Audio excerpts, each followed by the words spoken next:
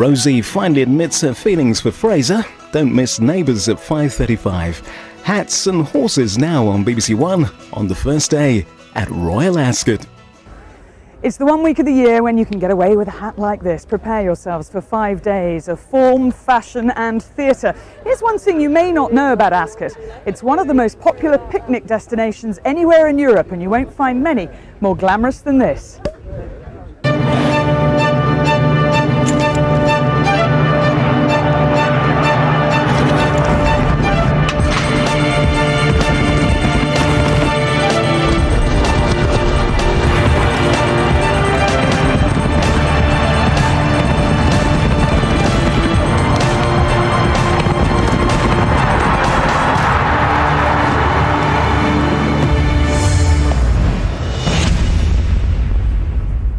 Good afternoon and welcome to Royal Ascot, the greatest race meeting in the world. The horses are well bred, the jockeys are well known and the people are well dressed. As for the setting, well, could you get any better than this? It is simply magnificent.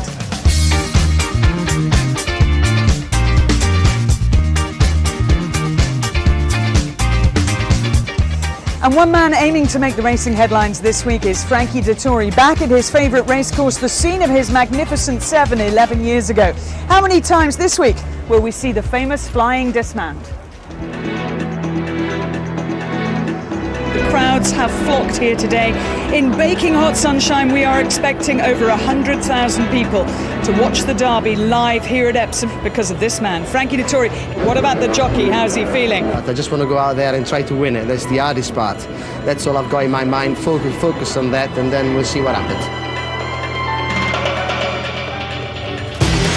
It's good to softer fish drying out by the minute, blazing hot sun out there. The fire! Zahammer's got up to win it.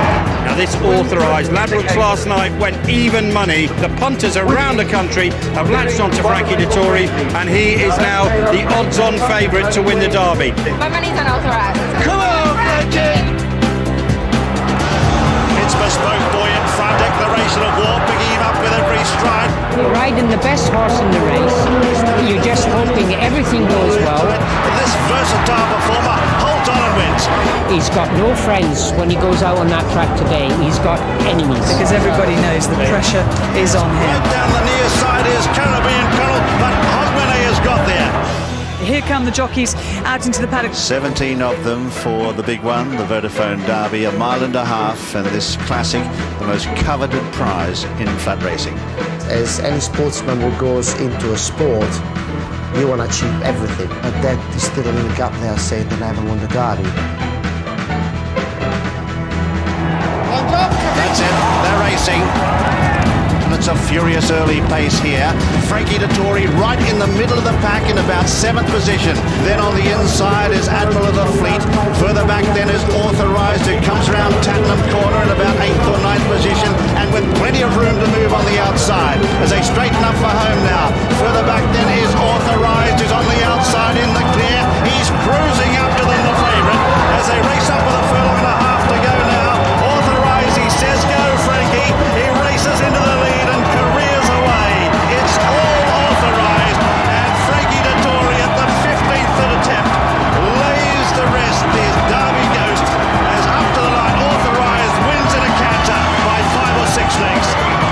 Today, you were watching the day that Derby Day became Dettori Day, the authorised version. As he admitted himself, one of the greatest moments in Frankie Dettori's life as he finally won the Derby at Epsom. The next day, he went on and won the French Derby, and a week later he won the French Oaks. He had 3 classics in the space of 8 days, just like buses, hey? He waited 15 years and 3 came along all at once. Well, here at Royal Ascot, he will have plenty of good rides this week, but he is not favourite to be leading jockey, not by any means. He is the hottest jockey on form at the moment, though, with a strike rate of 35% over the last 14 days in this country alone. These are the scenes here at Ascot on this opening day of the meeting. It's a gloriously sunny day. There is rain forecast for later in the afternoon and heavy rain forecast for Ladies' Day on Thursday, but we have perfect conditions. There's a slight breeze blowing, but not enough to take hats off heads. The ground is perfect, and we have a star-studded lineup in terms of the horses. We'll see the return of George Washington. He was firing blanks at stud. Now he's back. But will all guns be blazing? We'll find out in the Queen Anne. Making everyone smile this season has been Cockney Rebel, the 2,000 guineas and Irish guineas winner. Willie found out from trainer Jeff Huffer that the owners have turned down £10 million for the horse. Bidding to spoil the perfect picture is Dutch Art, third behind Cockney Rebel in the guineas and better than that, according to his Derby-winning trainer Peter Chappell-Hyam. Racing fans all over Australia will be staying up late to watch their 4 runners in the King's Stand, including last year's winner Takeover Target and the well-backed favourite Miss Andretti. One could argue that this is actually the best day's racing of the whole week. I'm delighted to say Willie Carson is alongside me. How are you? You're looking stunning. I'm looking very bright. Bright? Yeah, I decided that bright. On the first day it was good to be seen, you know, so that nobody knocked you over. Hey, listen, how much are you looking forward to this? Oh, that's fantastic, isn't it? Oh, the greatest week of the year. Horse racing wise, it's fabulous. There we are, we all get our bib and tucker on and make a big effort. Made a marvellous effort you have. Thank you. And of course we've got very, very good horses to look forward to. Fantastic racing.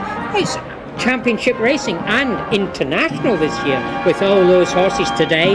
There's sprinters coming all the way from 12,000 miles. 12,000 miles they've come from Australia, and as Takeover Target has proved, as Choisir proved a few years ago, it can be done. And I know that people are watching us live in Australia as well. We've had emails for the last couple of years from down there. Good luck to you down under. You Good might day. need it today. Well, good night for them. Oh, is it? Well, yeah, it's the middle of the night, obviously. Oh, well. They're staying up late. Anyway, we'll You've give got the tinnies. We'll give you details later in the programme of how to get in touch with us, because you can certainly do so between now and Saturday. And in fact, there is the email address on your screen. Go to the BBC website /racing, send us an email, or you can text us on 81111. Well, what of our roving reporter? He's going to be getting to places that others merely dream about. It's hello to Rishi Prasad. Hello everyone. Now, last year when Ascot opened after the redevelopment, they got quite a bit of criticism for the viewing in the Royal Enclosure. Now we're going to go and see whether the £10 million they've spent redeveloping that was worth it or not. Now, I know one thing people spend a lot of money on is fashion here, and we'll find out whether it's worth it or not with our fashion team, the lovely Julia Bradbury and the resplendent James Sherwood. Charmer.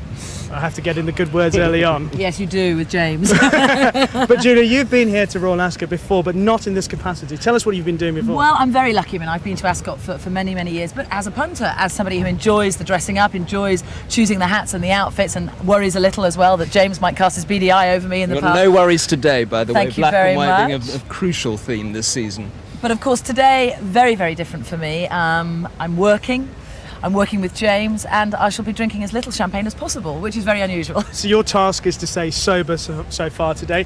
James, tip. James, you've been here before. Do you really enjoy coming to Royal Ascot and casting your eye on all these fashions, both positive and negative? I love to see the extremes. I think you see the beautiful and the damned at Royal Ascot, and I relish both, to be perfectly honest. And what have the fashion team got lined up this week? Well, this is, of course, one of the biggest fashion years, I think, for everybody. And one thing that James and I will be looking at is how difficult it is to plan your wardrobe. I mean, Tuesday through till Saturday, different outfit, different hat. Some days you've got to get it wrong because you know that the chances are that you will. It's a year's weather in a week. You know, that's what we come to expect at Royal Ascot. So we'll be doing all the normal thing, but also concentrating a little on you, gentlemen. It's about time. Tomorrow you're going to be wearing a rather special waistcoat and hat, aren't you? Waistcoat, shirt and tie that James has helped me choose.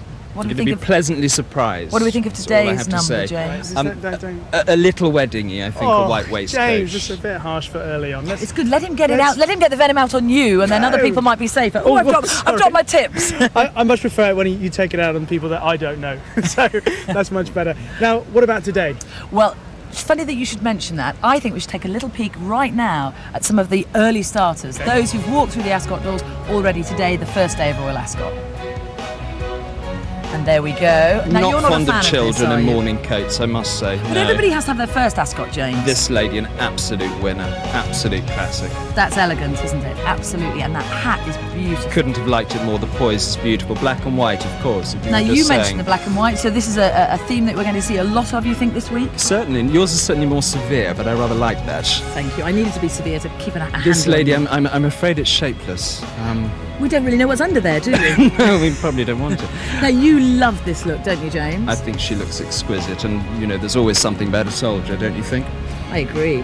So he's traditional at heart. So in summation so far, black and white, good colours. Julia's pulled it off, and I'm struggling. So what I'm going to do is I'm going to leave you two and go and find a change of outfit. See you later. Bye-bye. I'm pleased to say that I've still got the best view in the house up here on the 6th floor in the commentary box. It's absolutely unbelievable. You can see right out there to Swinley Bottom and beyond there, and over I go to that side, I can also see London as well. It is an absolutely magnificent view. Well, today we're looking forward to exceptional racing, and exceptional racing the whole week. We've got £3.5 million in prize money on offer and some of the best races of the entire year. Now, the going here this afternoon, it's been sunny all day, and so far on the straight course it's good to firm, and on the round course it's officially good. And this is what we've got lined up for you today, the first day of the 5 days here at Royal Ascot. Well, we start off with the Coventry Stakes. The best 2-year-olds line up there in this Group 2 contest over 6 furlongs. From Ireland, Henry the Navigator is the one they say they have to beat. Then we go on to the 305. It's the King's Stand, a contingent of 4 horses from Australia. They line up against the best in Europe over 5 furlongs or 1,000 metres for this Group 2 contest. Then we kick on to the 345, the first of the Group 1s, the St James's Palace Stakes, run over the Old Mile. And we've got a horse who's won 2 Group 1s already this season in Cochrane Rebel. Can he make it 3? The 420 is the Queen Anne Stakes. It's over a mile as well, this time on the straight course, and gorgeous George Washington back on a race course after proving a flop at stud. And then in the 455, it's the Stayers stepping out. The Ascot Stakes, 2.5 miles. It's a handicap, and you really need some stamina to get to the finish of that. Now, the non-runners, don't be backing these. In the 305, number 19, Hamoudi, has come out. And in the 530, number 20, Western Art. They are non-runners. Now, someone who is very familiar with Royal Ascot but missed the scene last year is jockey Richard Quinn. He had 11 months off. Everyone thought we'd seen the back of you, so to speak, Richard, and I'm sorry to use that phrase because it was your bad back that everyone thought was going to force you into retirement. It was. I was in a bit of pain, but I had it analysed, and 2 slip discs were prognosed, and course of exercises and some Cortiflex, which put me right. Now everything's all rosy again. And you're back here for the opening race at Royal Ascot, the Coventry Stakes, and you're riding a 2-year-old for Paul Cole. It's like the old days, you know, in those days of the of Dillham and Sri Pecan, Goldland, and those horses. Paul Cole was renowned for his 2-year-old horses. You were very much a part of that, and here you are once again with luck money. Yeah, my first ever winner was a 2-year-old trained by Mr. Cole, and we won the Coventry twice with Sri Pecan and Red Sea, and this fella, you know, he's in here to make it 3. Richard, how excited are you to be back at Royal Ascot, back at this new facility? No, it's great facility. It's great to be here. This is what you build your year around, and the track, I've walked the track, it seems in great condition. Is it a bit surreal though, thinking that last year you probably had considered retiring, and you watched it on television last year, obviously, and now you're here riding again? No, it's not. I didn't expect to be here, but it's amazing what a year can do and how things change.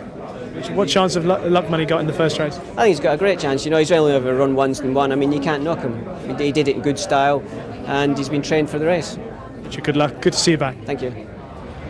Well, luck money currently around about a 5-1 chance in the first race, where Henry the Navigator is an uneasy favourite, 9-4 this morning, out to 11-4. But 3 horses really dominate the betting today. Henry the Navigator being one, Cockney Rebel being the other, and George Washington being the third. And contrasting views in the market this morning for how Cockney Rebel has been very well supported, 6-4 into 5-4, whereas George Washington has gone from 11-10 out to 11-8. But those 3 horses will be on so many people's betting slips up and around the country. But of course, Royal Ascot is about who at the end of the week may be top jockey as well as all the horses, and there's been a gamble in the last week on Mick Kinane. He's got a tremendous set of rides. He'd have to really get off the mark today, you would imagine, to win this London Club's International Trophy, for which he's the 9-4 favourite.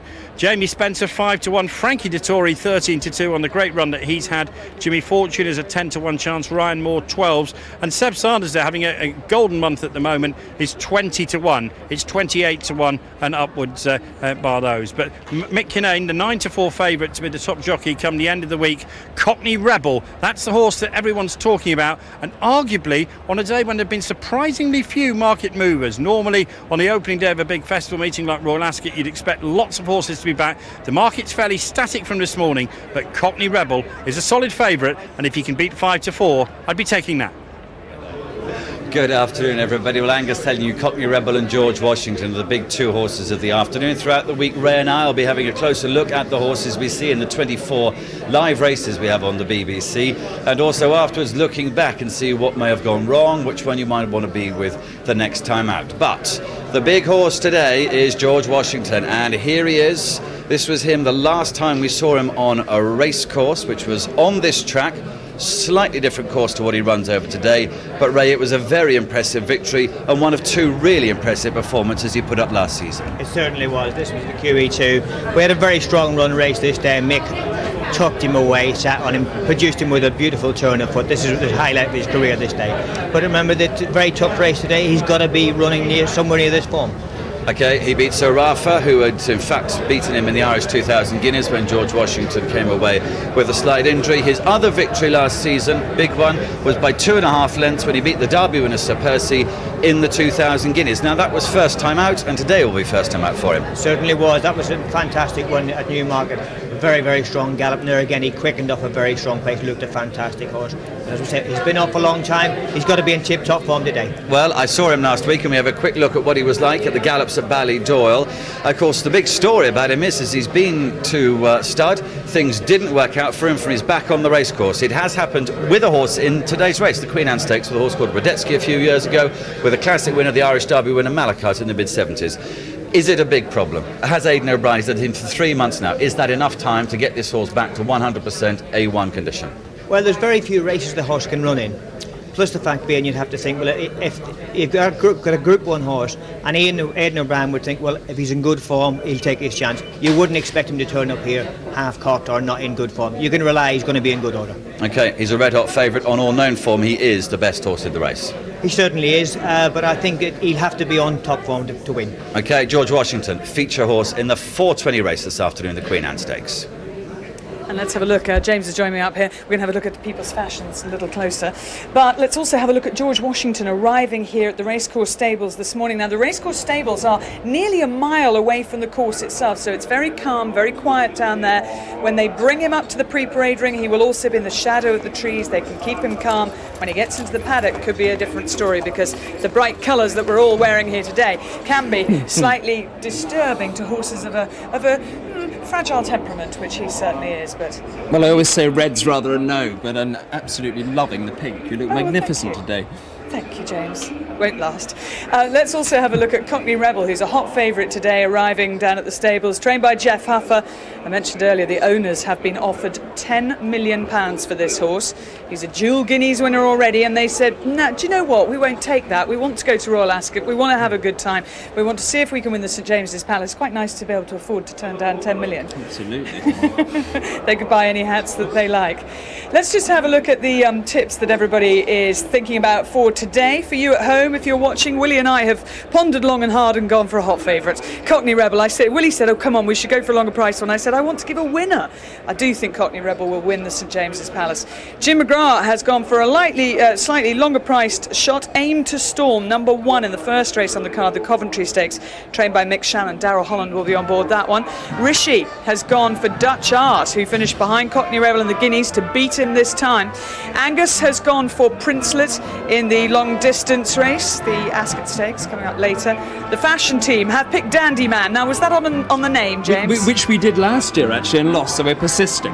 You're persisting with Dandy Man. Well, now owned by Princess Hire, Sheikh Mohammed's wife, and herself, Princess Hire of Jordan. And Ian and Ray have decided that George Washington can overcome the fact that he's been thinking of other things than racing, and can get back to winning ways in the 420, the Queen Anne Stakes.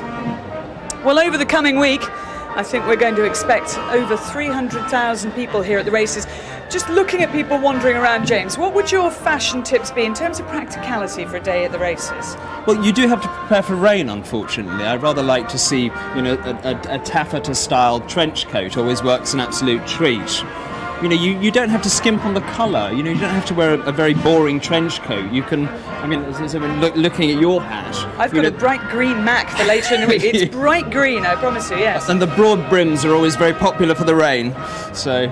And shoes also. People have to do an awful lot of walking from the paddock to the betting ring, round the restaurants.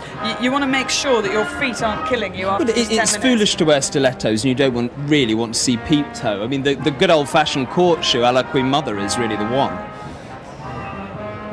Ascot itself, as a place, as a grandstand, as a racecourse, is such a magnificent setting. The new grandstand was officially opened last year. They have made £10 million worth, or they could buy Cockney Rebel for that. They've made £10 million worth of redevelopment and rebuilding improvements to it to increase the sightline. Basically, the front of the grandstand the lawn was too flat, and there were complaints from racegoers that they couldn't see properly. So it'll be interesting to see what they make of it this year. Well, the royal procession is about to come through the Golden Gates at the top of the Straight Mile. They will have had lunch at Windsor Castle, and the guests for lunch will then have driven through Windsor Great Park into the carriages and prepare to come down in front of the grandstands into the paddock and then up to the royal box. And a lot of these horses and riders would have been involved in trooping the colour last Saturday, and they still look beautifully turned out. In the first carriage we will see Her Majesty the Queen, His Royal Highness the Prince Philip, the Duke of Edinburgh. The Duke of York is also in that first carriage, and Lord Vestey, who's chairman of Cheltenham Racecourse and also master of the horse. He was closely involved in trooping the colour as well. And the Queen, of course, a massively keen and knowledgeable racegoer. She also owns Ascot, and it's run on her behalf by the Duke of Devonshire. And the Queen on the far side will talk in more detail about what she's wearing. In fact, James, you can tell us the designer, can't you? Oh, the designer is Carl Ludwig. He's one of the Queen's favourite couturiers, based in Mayfair, on the same street, funny enough, as a milliner as Philip Somerville on Chiltern Street. And do we call that fuchsia? We do call that fuchsia. We call that magnificent fuchsia with a turquoise bow. And the Duke of Edinburgh obviously sitting alongside the Queen and facing backwards in the carriage, Lord Vestey, and closest to us, the Duke of York.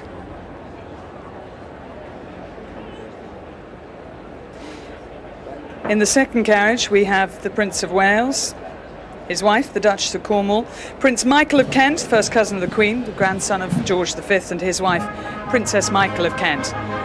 Now, the Duchess of Cornwall, I would have given Best Dressed Award to last year. She did. Last year she looked magnificent. This year she's setting the fashion for the broad-brimmed hats. Very much reminiscent of the Romanov Grand Duchesses. There's something magnificent about. And that's a Philip Tracy hat. It's a Philip Tracy, and it's a masterpiece. And both the Duchess of Cornwall and the Prince of Wales enjoy equestrian pursuits, whether it be polo or eventing or hunting or racing. And as the camera turns to show those facing backwards, Princess Michael of Kent. I've said it before, she's the Joan Crawford of the Windsors. The glamour is always utterly beyond.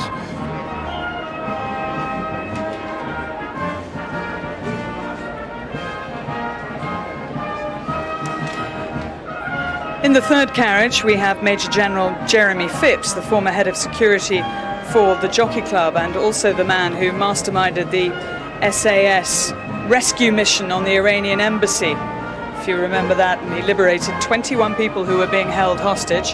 His wife Sue Crawford, who is a very well-known equine artist and very talented. Her daughter Gemma is also becoming an extremely capable artist. The Honourable Gerald Maitland Carew, known as Bunny, Lord Lieutenant he is for.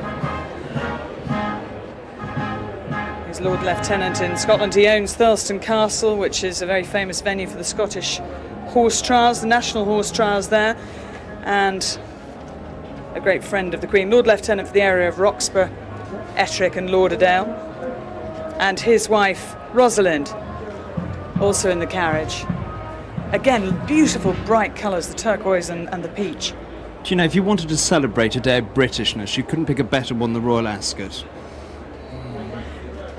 And finally, in the fourth carriage, we have Mr. Christopher Foster, who's keeper of the matchbook. That's his official title, more commonly known as chief executive of the Jockey Club, who still, despite their regulatory business being slightly altered, they still control some of the most famous and biggest racecourses in the country. Also in the carriage, Mrs. Christopher Foster, Joe Albritton, Mr. Joe Albritton from America. He's a breeder. He owns Lazy Lane Farm in Kentucky. Had a very good horse called Bad As I Wanna Be, who won Group 1 race in France, the Prix Morny, trained by Brian Meehan. And he also owns one of the big banks in Washington, used to be called the Riggs Bank. But a great moment for him. He's on the far side there, Christopher Foster closest to us. Great moment for them to make their way down the straight mile. Well, we discussed the Queen and the fuchsia suit that she's wearing. Well, it's the coat dress that the Queen always favours. It's a deep fuchsia wool crepe with a V neckline. The material of the dress is seen, contrasting on the collar. She's wearing a multicoloured satin crepe dress. Well, we will see much more of the Queen throughout the week, and of course she has to have 5 different outfits for every single day, and has had to for the last, gosh, how many years? I think the Queen has never looked better, frankly. I think the Queen looks magnificent. Well, we shall look back over the course of the next 5 days and as to what the royal party were wearing in different decades, starting with the 1970s. Well, it's interesting to note that doesn't look like the 70s at all. It looks like the 1950s. The Queen found her style in the 1950s with lawn and Hartnell, and she never wavered. Lovely to see the Queen Mother, a great favourite at Royal Ascot, very much missed. Again, the Queen Mother found her style in the 30s, never wavered. The Christopher Robin hat never quite suited the Queen. Now, this is more indicative of the 50s, and goodness, this is like Cardinal Wolsey. But I suppose the important thing for the Queen Mother and for Princess Margaret was always to make sure that their faces could be seen by the public, and they tried not to wear hats that would cover their faces. And I think it's to frame the face. It's to frame the face for the camera. Back to live shots now of the Queen's carriage coming down the racecourse here. And I remember last year, actually, they were the first ones really to test the ground, because the course had been relaid and it had been moved. And I'm sure that this year she'll be looking at these improvements as they go past the Silver Ring, which is the area they're reaching now, and looking at that and wondering what's been done and seeing the crowds. We have got an enormous crowd here for the first day of Royal Ascot. And it is a vast improvement. Dress codes vary in the different enclosures. In the royal enclosure, you're not allowed to wear strapless dresses. Your head must be covered with a hat. Men must wear morning dress. But in the Silver Ring, it's much more relaxed. They only ask that there should be no bare chests. And I don't think that's a bad thing. I don't think that's too much to ask, do you? Of men or women. Of men or women.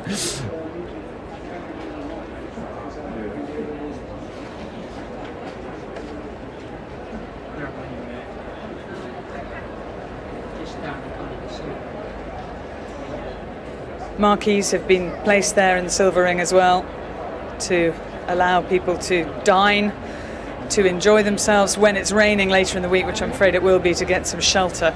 But it's a great place. Just by the 2 furlong marker there, you can really see horses accelerate. Quite often the races are won between the 2 and the 1 pole. I was talking to some friends who were at the Derby on an open top bus. They were at the 2 furlong pole and they saw Authorised really put on the speed. And that's quite exciting to witness firsthand. Now the top hats have been removed, which means we are about to hear the national anthem.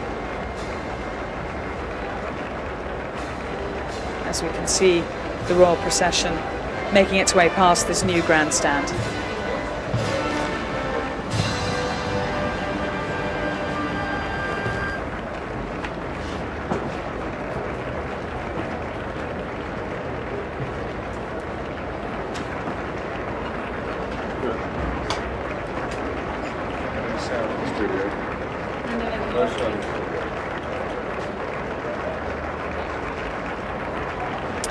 Apologies if you couldn't hear the national anthem.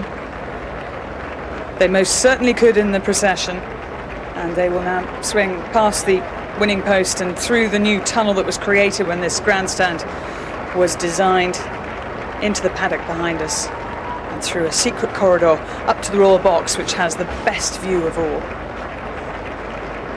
There isn't anywhere else in the world, James, where you would see a sight quite like this. Well, there certainly isn't. As I say, it really is a day to celebrate Britishness, you know, and the tone is set by the presence of the Queen. This racecourse was started by the royal family in 1711. Queen Anne, after whom one of our highlight races today is named, decided that this was a jolly good place for galloping horses. And actually the Gold Cup on Thursday will celebrate 200 years of existence this year. The crowd applauding in their appreciation. And gentlemen, quite rightly, removing their hats as the Queen comes by. They should be removing their hats.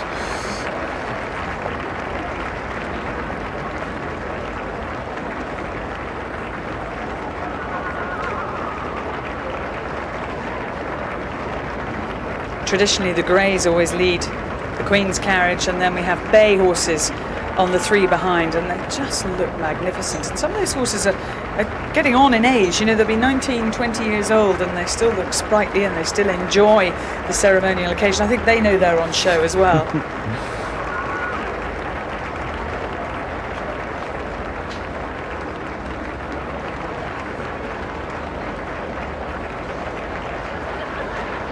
This is the tunnel through which the horses will pass when they leave the parade to go out onto the racecourse, and again when they return to the winner's enclosure. And on a sunny day, it sometimes can spook them, the shadows underneath, but for these experienced horses, not a problem at all. And they have to be trained when they're very young to cope with noise, to cope with camera flashes, all the things that come with being a ceremonial animal.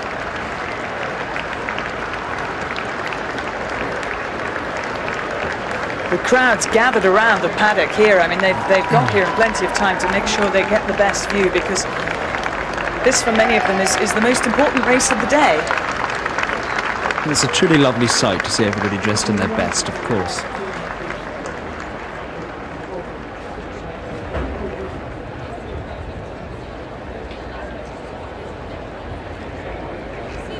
The full array of colour there, the chic smartness of everybody who has taken the time and the effort to dress for the occasion. And this is what they've come to see.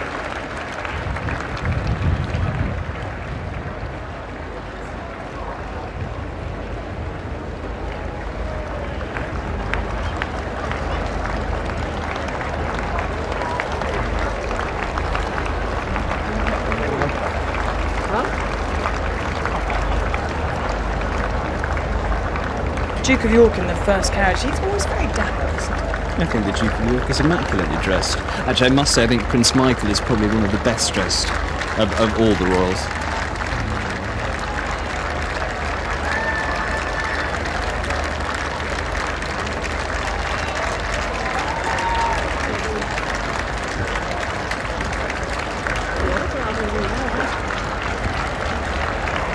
Everything here has to work like clockwork, because the horses for the first race can't come into the paddock, obviously, until the royal procession has disappeared. And that will be a very quick and smooth transfer.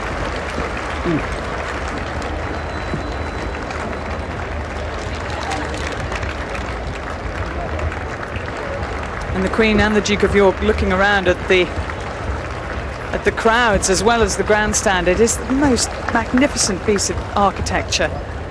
The wave, the line of the roof, just offsetting the size of the building so well. It's a work of art, isn't it? I think it's wonderful to see. It's a beautiful sight.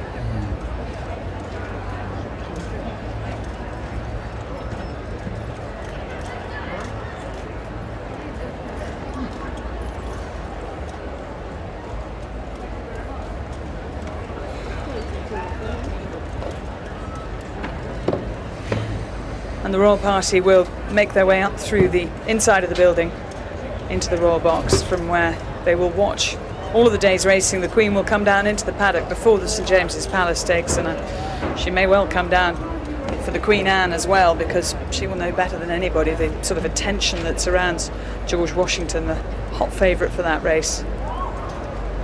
And as a breeder of horses herself, she'll be interested to see whether an animal that has gone to stud to cover mares can come back and concentrate on the business of racing.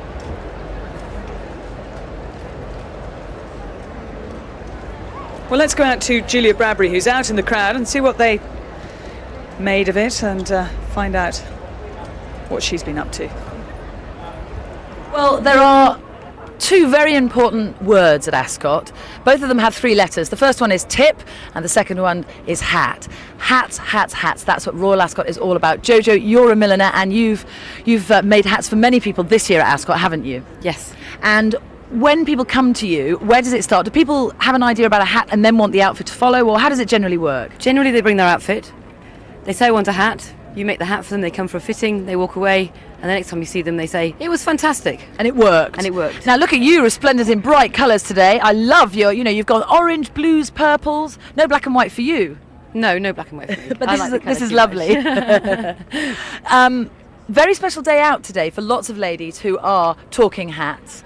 Rose, hello. Hello. Introduce yourself and the lovely group of ladies that we're all with. I'm Rose Corey, and all these ladies here are my students that come to my class every week, and they've all made their hats individually, and it sort of reflects their personalities. So Maggie, you're all students of Rose, and this is your big ladies' day out. It certainly is, yes. This is my 4th year of training, and all my friends here are from all parts of the world: California, the Ukraine, Poland, Liverpool, and Ireland for me. And you've made all of your hats yourself? Yes, we have. Yes. So tell me, how did this creation come to your mind? Gosh, I suppose, I don't know really. You just get an idea, and I thought of a cabbage rose and what would go with my outfit already, and it came from there. But we have to say thank you to Rose, who we all think so much of. She really is the milliner's milliner. Now, what does it take to be a good milliner, Rose? Observation and dedication. And then you get hooked. Observation, dedication, and then you're hooked. Would you agree with that, Jojo? Yes, certainly, yes. Well, we're all hooked on hats because there's no other way to be. Just very quickly, where are you from? California. California. What is your opinion of Royal Ascot? This is the most fantastic tradition that the UK has, and I will come every year from now on. Famous the world over. Well, out here on the track, the course looks in magnificent shape.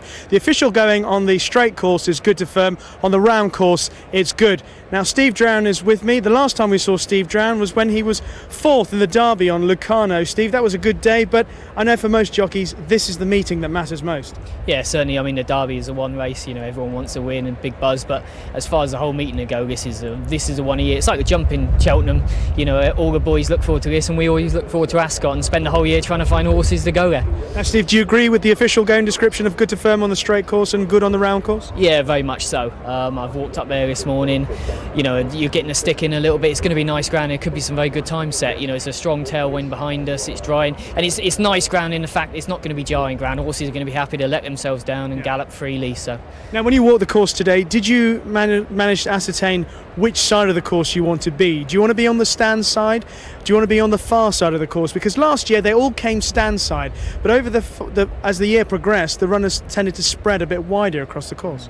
I mean, funny enough, the one place I don't think I would want to be is right up the stands rail. Certainly the nearer we get to the stands, I guess it's a big stands, it's shaded by the sun and some of the wind, and it's certainly maybe a touch slow, only slightly, 2 or 3 whips on the very stand side. I think if I had a choice, middle would suit me. You get a bit of daylight, you get a bit of options, and the ground is definitely as quick in the middle as anywhere else. But it's very little difference all over the track. It's going to be where jockey confidence is more than anything, I think.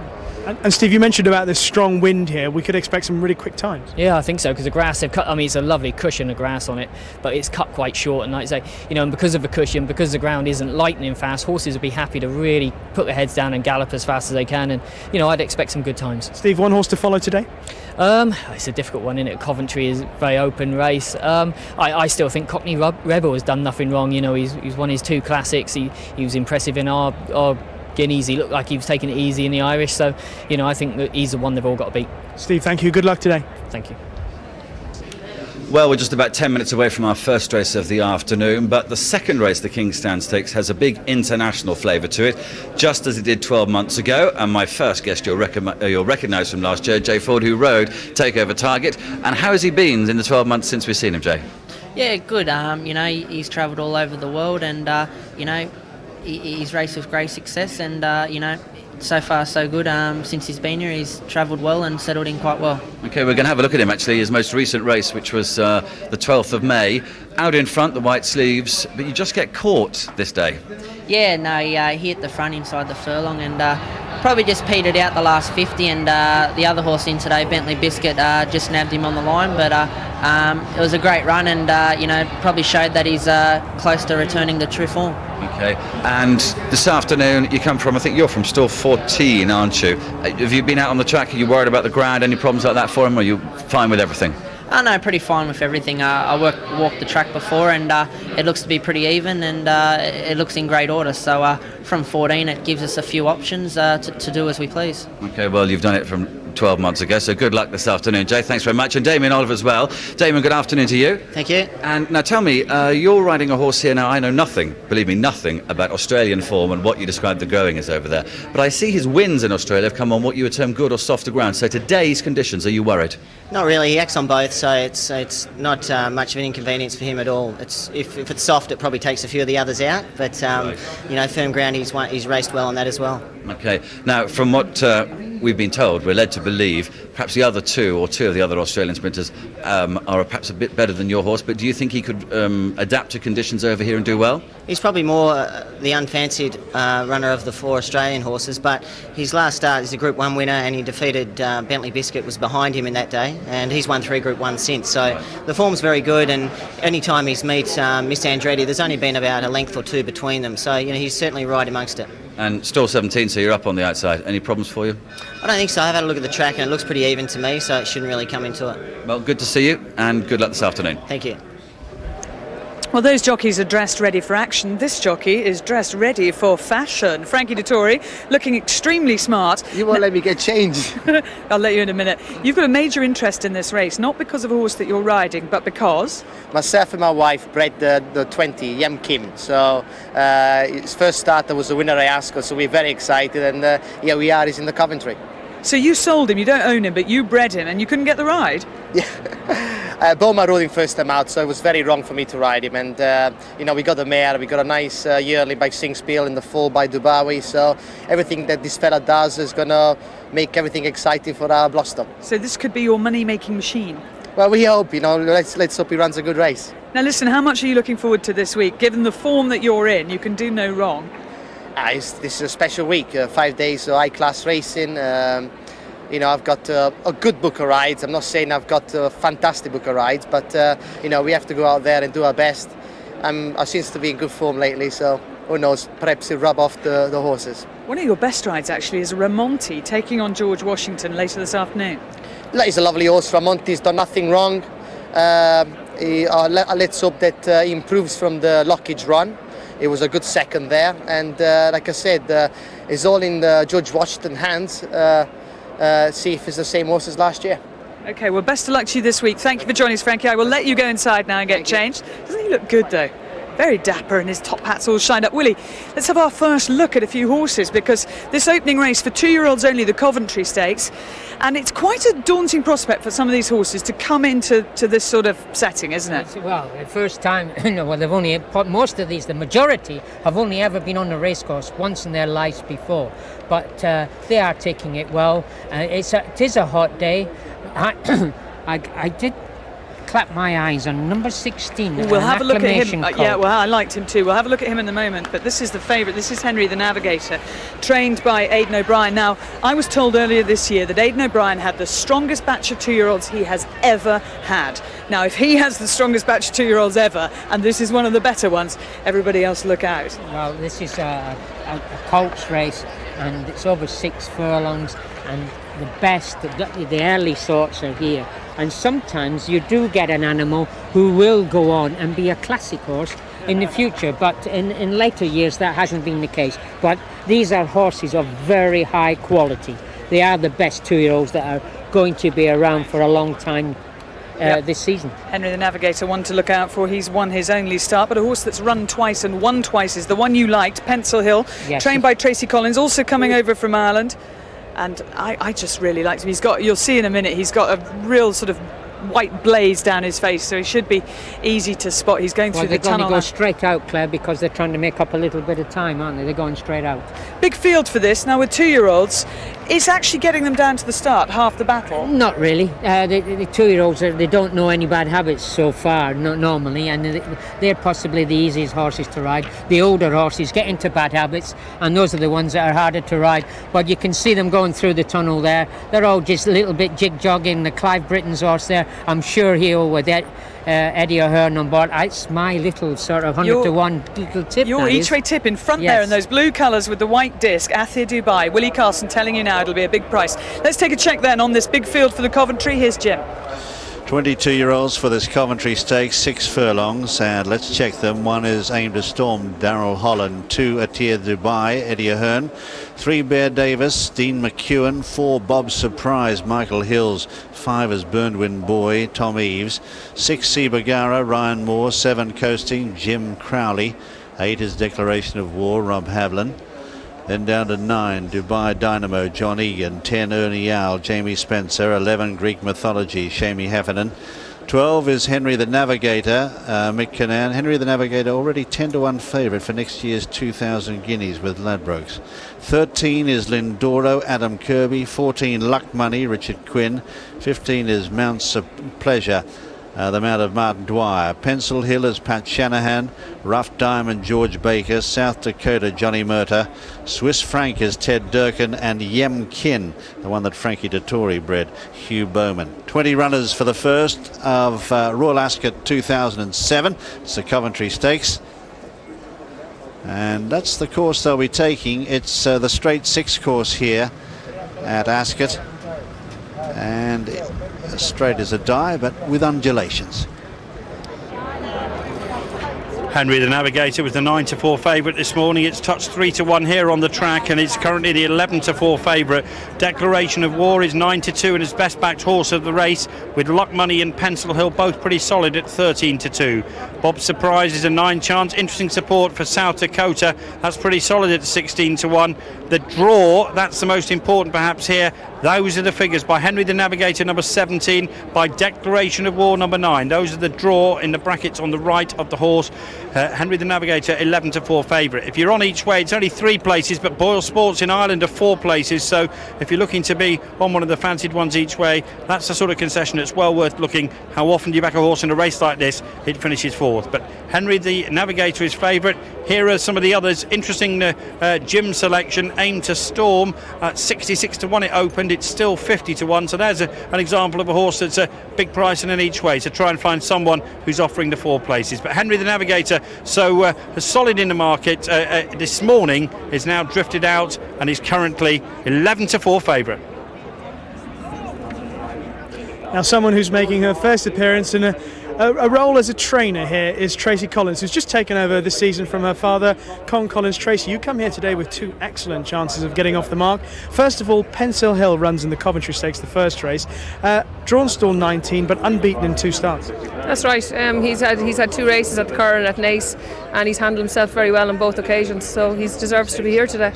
Now, up against Aiden O'Brien runner today, Henry the Navigator, but and a couple of others as well. But you've already faced a couple of Aiden O'Brien horses and beaten them. That's true. It's a Group 2. Every one of these horses that are in the race are all fair components, so it'll be an interesting race, something that I'm looking forward to. Tracy, I think one of the interesting things is Pencil Hill's Jordan stall 19, and later on you've got Dandy Man in stall 1. Any idea of which one's going to be best drawn? We'll know after the second race. I thought you'd answer that. You've obviously been learning a lot from your father. He taught us an awful lot. What about the experience as a trainer here now at Ascot? This is new for you. Yes, it is. It's wonderful to be here on my first season training, to have 2 live contenders to come here.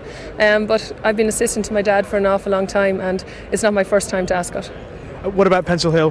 What chances? He has a good each-way chance. Tracy, thank you. Good luck with both horses. Thank you very much. Thanks, guys. There's Declaration of War, number 8, on his way down to post. He is one of 9 unbeaten horses in this lineup, and 14 of them which won last time out. We saw his victory last time, Ray, at Epsom in the Woodcote Stakes there, where I was very impressed because he didn't handle the track at all. No, he certainly didn't. He just missed a little beat at the start and took his time going down the hill. Rabbit, he just had to hang on to him a little bit. And by this time, Bespoke Boy had sneaked off around the turn. He got up late on. The track will suit him here, and the 6 furlongs will suit him too. Yeah, so certainly the straight line, no turn to go around here, of course, as there was at Epsom, and the uphill finish is going to help him. That's number 8, Declaration of War. There's number 14, Luck Money. Richard Quinn rides the one run for this horse, which was a victory at Newmarket. Maiden races, like so many of these, run in on their only start, so it's very difficult to get an idea of their form. But his trainer has a very good record with 2-year-olds at this meeting. Yeah, this is a very nice horse. Popped out, was always very handy at Newmarket. And strode readily, claiming a couple of winners, well, subsequent winners. A nice type of horse, takes the eye in the paddock, a good scopy type of animal, should improve off his first run. He comes from stall number 10, couple away from him. Stall 12 will be Bob Surprise. There he is, yellow sleeves, yellow cap, Michael Hills riding.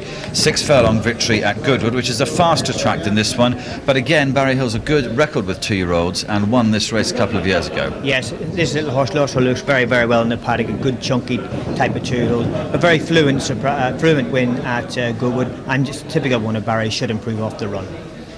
9-1 chance, and Justice going forward now to stall number 12. It's a lively market down here, but 3-1 now generally available on this favourite, Henry the Navigator. Declaration of War, a very solid second favourite at 9-2. The best back horse against the favourite, 13-2 bar. Not a lot else being backed against it. Declaration of War, there is a bit of money for this South Dakota. As I mentioned now, it's gone into 14s from 16s, but 3-1 the favourite, Henry the Navigator, the biggest price it's been all day. And I know we could give you 18 tips for this 20-runner race, but another one of the long price, Willie, that you liked was David Ellsworth's colt, Swiss Frank. Yes, because 25-1. I know that the Thoroughbred Corporation had the mare, and she was very, very fast. She was trained by Gerard Butler, and he was very, I won't say unlucky at Windsor the last time when he was second, but he was trying to give the horse, the winner, £7 that day, and the ground, I think, will be a little bit better for him today. The faster ground today will be a lot better than the softened ground at Windsor that you ran on the last time. That's Aim to Storm going forward, who was Jim McGrath's tip at the beginning of the programme. I'll just say one more thing about Swiss Frank. I went up to David Ellsworth. I said, Willie tells me we should back your horse for a place. He said he's wrong. You should back it to win. That's what he thinks. Always very positive, David Ellsworth. Well, very shortly, we will find out who will win the Coventry. Here's Jim. 3-1 favourite, Henry the Navigator, ready for the first, the Coventry. Stand by, and they're racing. Good even dispatch to one of the first away, Sibagara on the near side, going fast in the early stages too, to be right up there as Yemkin. Not that far away, Luck Money right out in the centre as well. The showing pace, Pencil Hill right over on the far side, and Coasting is just in behind them, but Sibagara takes them along. From Aim to Storm, and up there too is Mount Pleasant, South Dakota. Further back then, Declaration of War, Luck Money under centre. Oh, and one has broken down badly there. Bear Davis has stumbled. Might have taken a false step there and dropped back very sharply. Something amiss. On the near side, Aim to Storm is now being niggled along in company with Affair Dubai. They're sharing the lead. Luck Money and Pencil hit out of the centre. Henry the Navigator is now coming under pressure, but running on all the while. Further back then is Yemkin out in the centre of the course. Sibagara still there on the near side, racing up with a furlong and a half left to go in the Coventry. Pencil Hill and Henry the Navigator, the two Irish contenders, out in the centre. Swiss Frank running on well. Further back in the field, Luck Money as they race up with 100 yards left to go. Henry the Navigator out in the centre. He's got a pretty straight course. He's steering here. Goes on to win the Coventry well.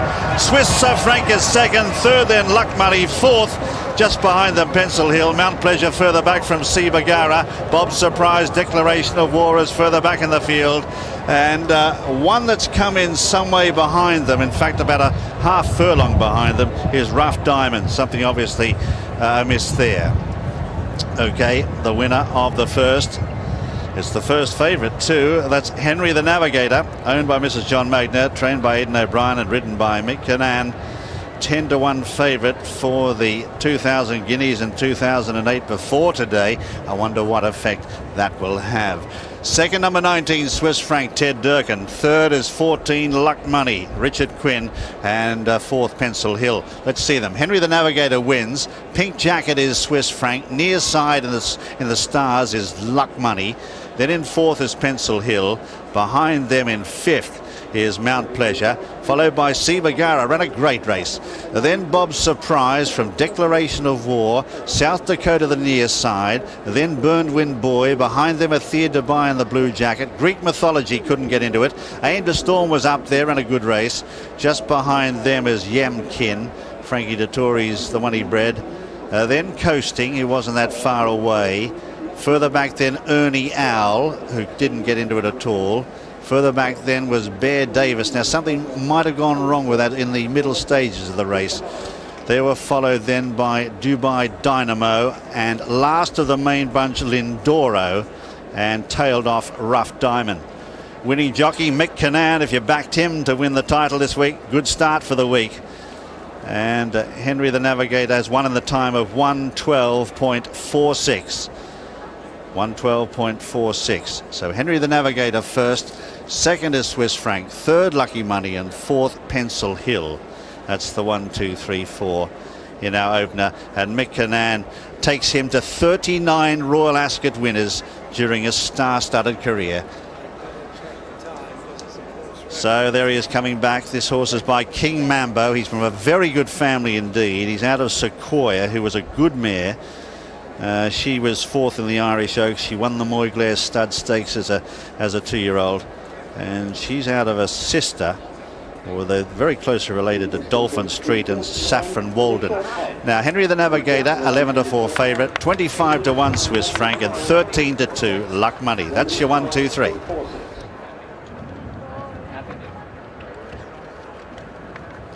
We'll have a look back at the Bear Hill incident in a moment or two, but Bear Davis incident. But let's first of all enjoy the success of Henry the Navigator. For the 5th time in 10 years, Aiden O'Brien has won the Coventry. He was never too far away from the pace in the sheepskin noseband. That's the well-fancied Pencil Hill, who just gets tired in the closing stages, and Henry the Navigator does not. Running on from the back, Swiss Franc, the horse that Willie tipped each way at 25-1. And also Luck Money, the returning Richard Quinn, getting a great ride out of him.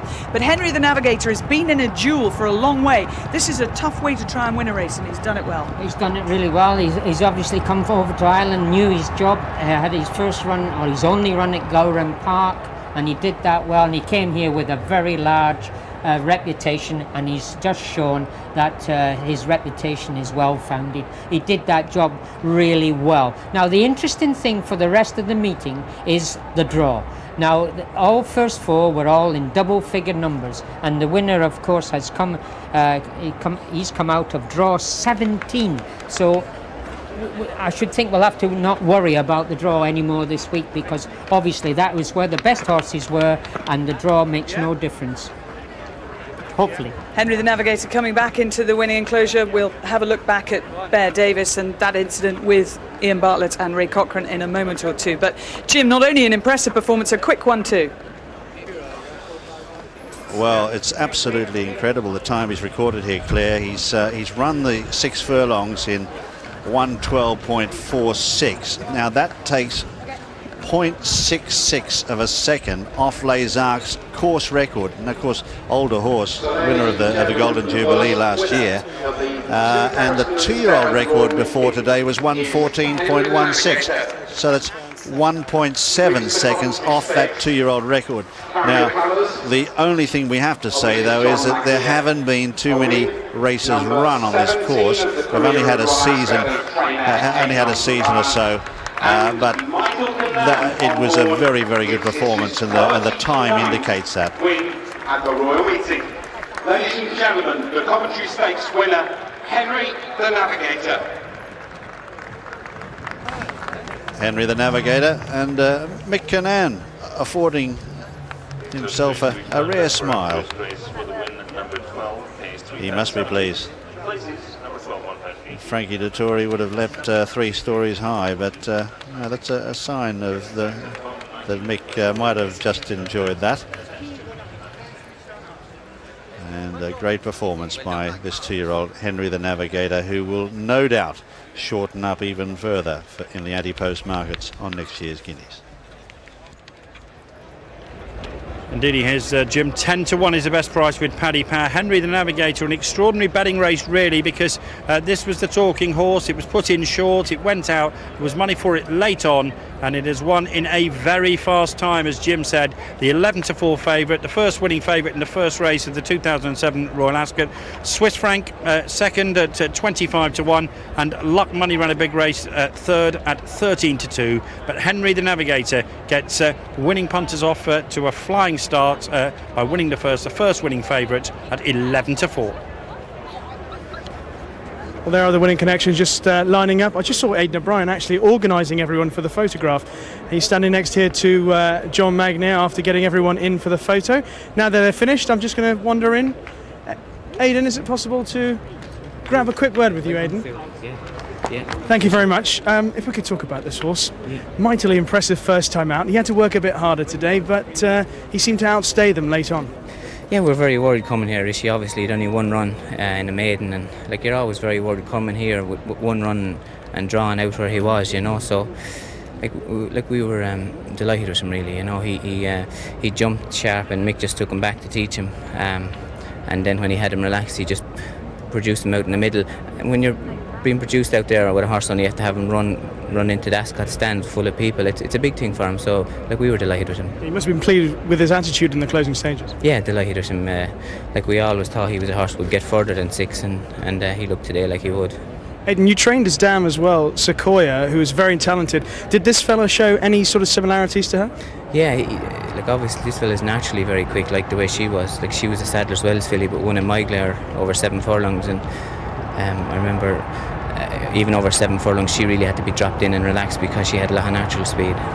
Aiden, as becomes a custom now for any winners of the Coventry, they've been quoted for the 2,000 guineas already. He's at as short as 8-1 for that race. Long term, is that the sort of target that you'll be aiming him at? Yeah, like hopefully, like obviously the Guinea's a long ways away, but obviously you'll be hoping that's the kind of a horse he's going to be. So like obviously there's a lot to happen between now and then, but like that's what we always hope that he would be.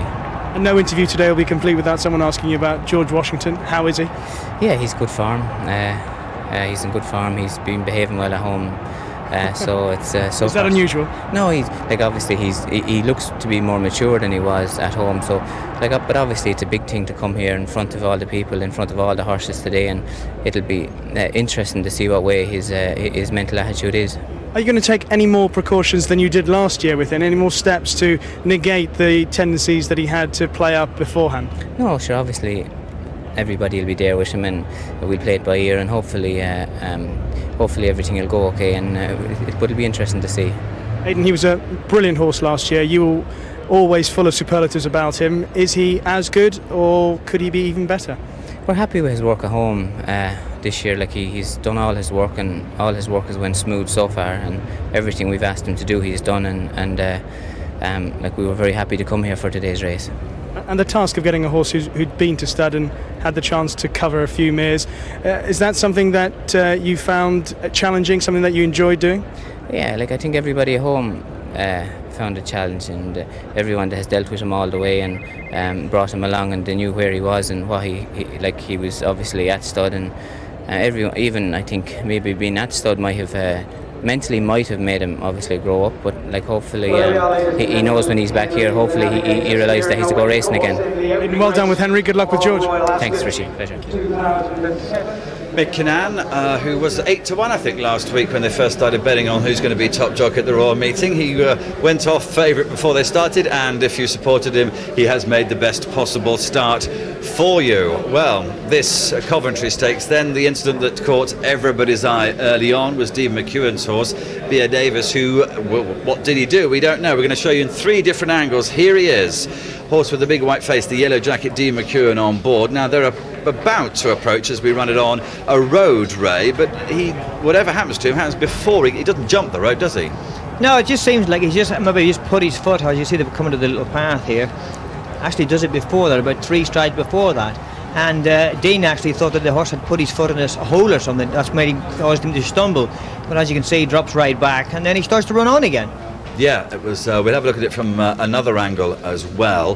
from this side of the track, and there he is again, up there in front, horse with the white face, and we'll see the road which they're coming to. You can just see the different shade of the grass there, and this is again what it is. He does virtually everything wrong at one stage, doesn't he? His legs everywhere, jumps up in the air, doesn't seem to know what he's doing, and loses his hind legs as well. And I should think Dean McKeown would have had his heart just about in his throat about there. But to the horse's great credit, I mean, he's gathered himself up again, picked himself up and started to run on. Okay, and we'll just look at the closest angle we have got for you as well. We'll have a look for you, and here he is right in the centre there, and this is what happens to him, and this is the closest we can show. And the great thing is, of course, I mean, at that moment, Connection stood in the grandstand and worried there's something seriously gone wrong with their horse, but he is okay afterwards. Well, we all thought, as I say, it's great to credit the little horse. He's come back and he's sound, he lives to fight another day. So he wins it. Briefly news for you on the other horses. Pencil Hill, Pat Shahana, no excuse for his horse, that's as good as he is. Ted Durkin on Swiss Frank, no excuses for him, but the ground might have been slightly on the fast side. And Luck Money, a good run. Richard Quinn was pleased to him, although he did edge a little bit left in the closing stages. Everybody thrilled, though, with the performance of Henry the Navigator, and there John Magner and his wife Sue Magner accepting the trophy from Paul Roy, who is the chairman of the BHB, the British Horse Racing Board, and the BHA. And Sue Magner has to take the prize. She is, I mean, she's incredibly fashionable anyway. All of her hats this week by Philip Tracy. And that one, I think, showing its full movement in the breeze. Let's get some more fashion with Julia. Yes, welcome. We're in the prime position here, aren't we, James? This is what we lovingly call the BBC's fashion tree. Very well located. Well, it's the prime posing spot, I must say. This is the catwalk, really, for Royal Ascot. Not just the prime posing spot, but also a very good spot to see everything and everybody walk on by, because we're right by the entrance to the Royal Enclosure and a couple of the very prominent bars, so we can really see who's coming and going, and James can cast his beady eye over it all. We've just seen the Countess of Wessex looking divine. We have indeed, and Prince Andrew as well just walked past, so you see it really is the best place to be.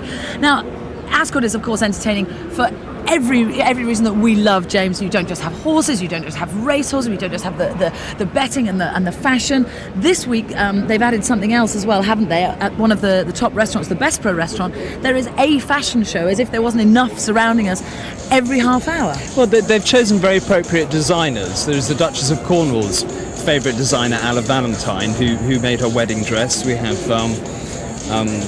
Vivienne Westwood is showing, which is quite extraordinary. Westwood, you think, would not be appropriate for Ascot, but I see wonderful ladies in Westwood. That's a very good question, actually. Can you make that transition from the catwalk to something like Royal Ascot? Well, fashion isn't always Royal Ascot's friend. You know, there are a lot of metallics for spring, summer, and metallics don't go down too well at Royal Ascot. You don't want to see too many paillettes, you don't want to see too short skirts, you know. There are certain hazards, I think, that you need to avoid. So you really need to go for the classics, don't you, when you're dressing for Ascot? Try and avoid anything too super trendy. You'll always be safe with the classics, of course. We're going to have a look now as well at some of the other fashions that are walked through the doors on this very day. Of course, remember, this is just day one, so what would we be expecting on day one? That is maximum modelling. You really have to have great stature to pull off a hat like that, and the shoulders are a little bare. I imagine you would like these two ladies. They're classic Ascot, but I love to see the colours. The bright colours always please me. You know, and it's nice to see the older ladies looking terrific. You know, it's not all about dolly birds. It's not at all. Now, what about the hat on the right there? Oh gosh, I really couldn't comment. It's slightly comedic, and it's rather nice to see that we're not seeing the Fascinator this year as much. I wonder if it was something that I'd said. I'm not sure. Please explain for those who don't know what a Fascinator is. Oh, it's an explosion of feathers on the side of one's head that looks as though the fox has been in the chicken coop.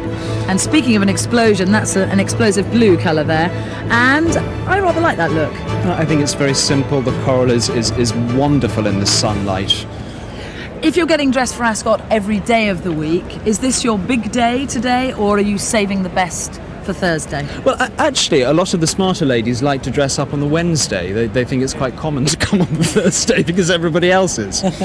Okay, there we are. James will be chatting more about fashion a little bit later on. Lovely. Let's go and talk to two ladies who are joining us today. One of them, it's her first Ascot, Carly and Roxanne from Hollyoaks. Hello, how are you? Hi, I'm fine. How are Good you? to see you, Very Roxanne. well. Hello, Julia. How are you Hello. doing? Now, of course, this isn't your first Ascot, is it? No, actually, I worked here one summer when I was studying at university, so I know all about the bets. So it's very exciting for me to be here, just wandering around. But my hat's a very poor attempt, so that's why I'm hiding under glasses. Now, did you ever think all those years ago that you'd be attending Royal Ascot in this capacity? I actually did attend back then as well. So Okay. yes. So you did. Oh, right. I've snuck here a few times, yeah, but I can't really remember them. See, my problem as well is quite a bit of champagne on an Yeah, a Ascot lot of day. champagne here. Carly, it's your first visit. Yeah, it is. I'm enjoying it though, and the weather's beautiful for today. It's really worked out, hasn't Yeah. it? So, what trauma did you go through when choosing your outfit? Oh, I had a bit of disaster, but my boyfriend helped a lot yesterday. How did the boyfriend help? How do boys help in this situation? He's better than me at style, so we went shopping around John Lewis and everything just to get my hat. But, Yes. yeah, it was. And are you fun, happy? it Do you was feel nice. comfortable and good?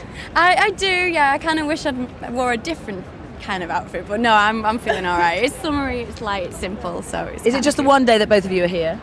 Yeah, we're just here for the day. We've got work in the morning, so we're shooting back off, but away from the sunshine, which is rather annoying. But it's nice. It's nice to come and spend the day having a drink and seeing the sun and the horses. Back to Hollyoaks tomorrow, but today you came to Ascot via a very special route, didn't you? Yes, on the Orient Express. It was lovely, really, really nice. So was it a champagne breakfast and caviar on the was, and works? we were looked after ever so well. Everyone Yeah, was really it was lovely to us. fantastic. It was really nice. What sort of ladies did you see on the Orient Express? On the Orient, well, we didn't see anyone. We had a private carriage. Yeah, Very it was exclusive. very nice. They really did look after us. It was a lovely, lovely. Good. Well, ladies, thank you very much for talking to us, and I'm pleased you had a very lovely journey here. More fashion from Ascot later on. The next race here at Royal Ascot on the opening day is the King's Stand Stakes. It's the third leg of the Global Sprint Challenge. The first two legs took place in Australia already. Standing next to me, the head of PR at Ascot, Nick Smith, and Mark Player from the Hong Kong Jockey Club. Nick, first of all, Ascot very proud to be represented in the Global Sprint Challenge with the third leg today, the King's Stand, and the fourth leg on Saturday, the Golden Jubilee. That's right, it's really taken off. It's only its third year, but first year it was won by Hong Kong's Cape of Good Hope, and last year obviously takeover Target from Australia, so it's had a great start. And this year obviously takeover Target's back. Bentley Biscuit representing the superstar legend media frenzy that is Gay Waterhouse, and of course Miss Andretti and Magnus. Miss Andretti obviously the hot favourite. And Mark, this Global Sprint Challenge that you've been heavily involved in, it's something that's designed to find the best and fastest horse in the world, isn't it? It certainly is, and what we really want to do is make sure that we've got horses from anywhere in the world trying to target it and come here, come to Australia, come to Hong Kong, come to Ascot, come to Japan, so we can find the superstar. That's what it's about. The world wants to see the best. We're trying to find the best.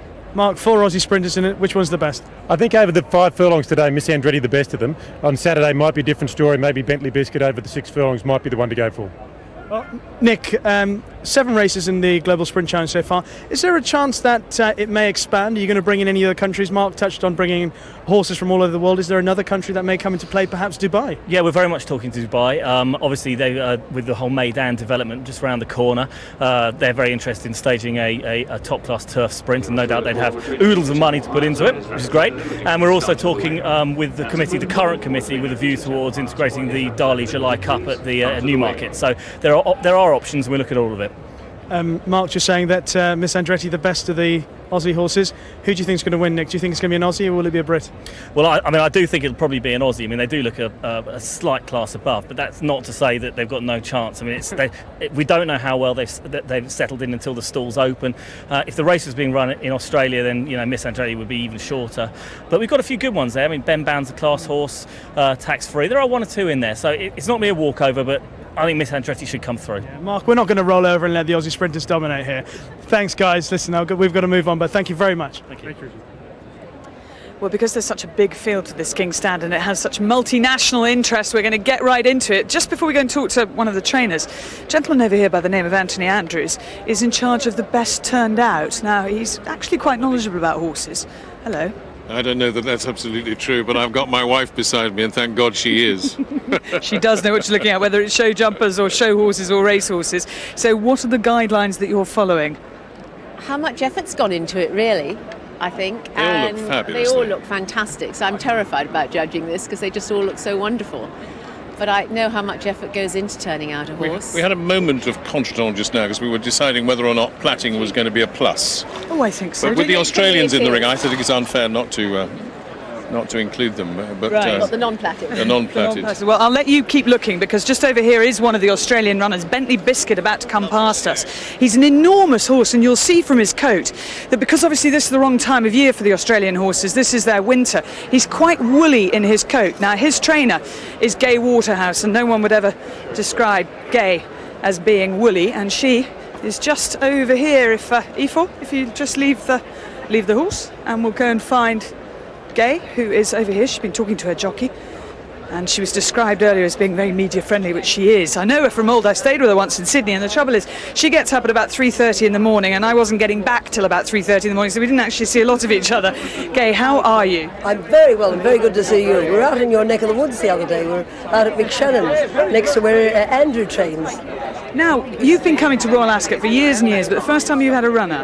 It is the first time I've had a runner, and I must say it's a heady experience. As you know, it's so special. So special to be at such a great meeting where so many of the top horses in Europe and England come together.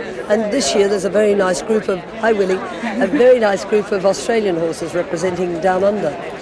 Now, when you first came to Britain, you came as an actress and you studied quite seriously. We're going to show you something now that you may never actually have seen, or certainly not since you were in it.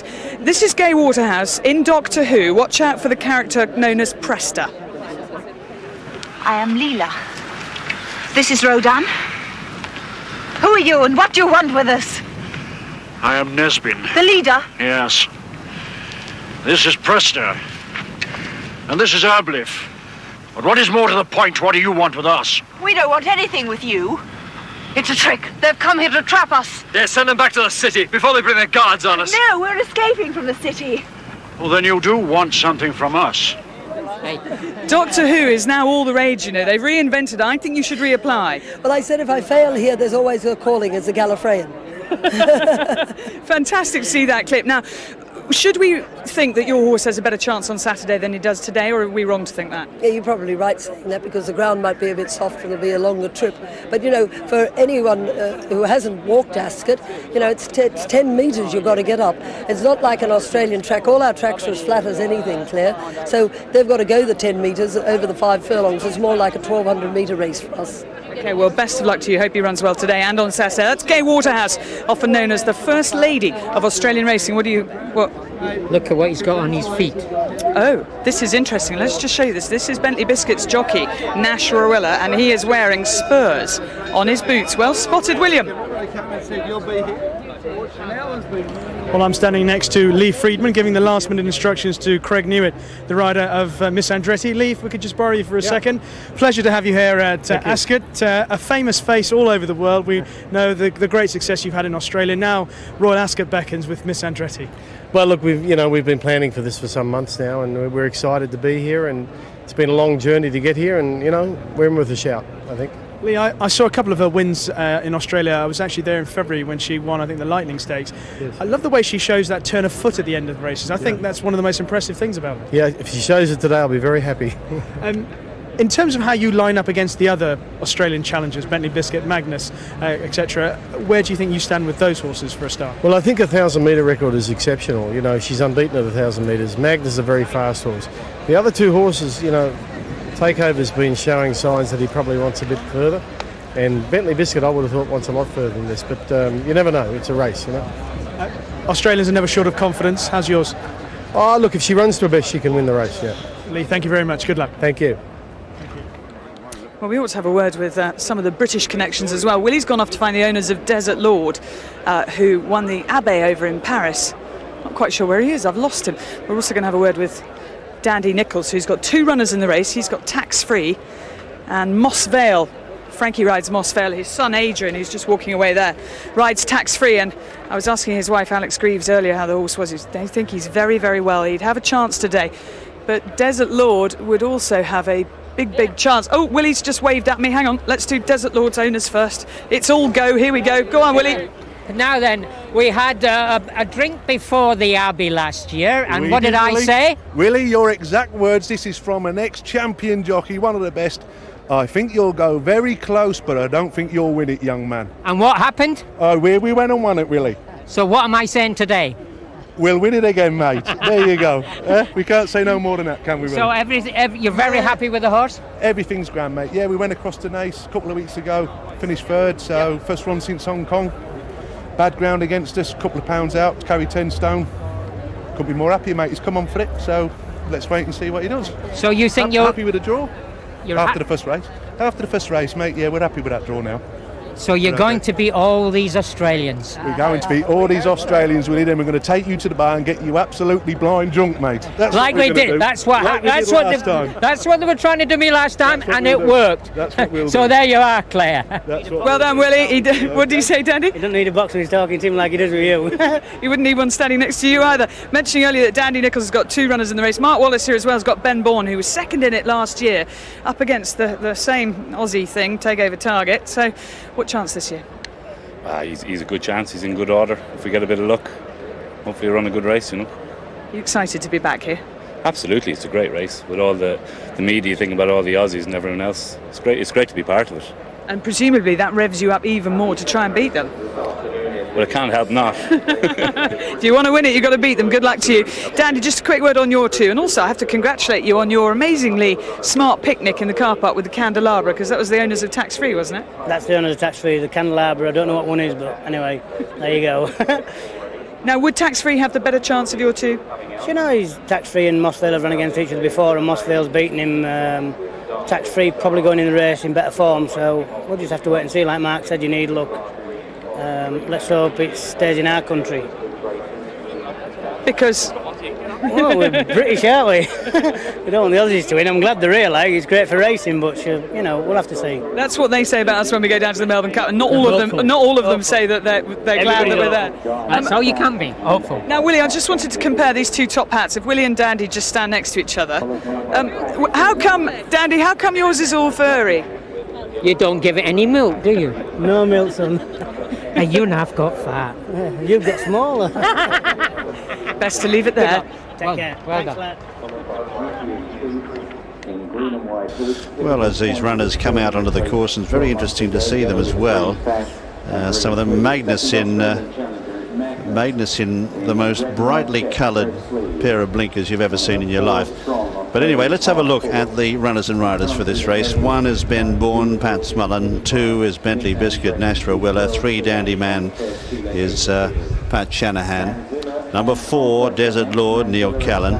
5, Green Manalishi, Ted Durkin. 6, King Orchisius is Darrow Donoghue.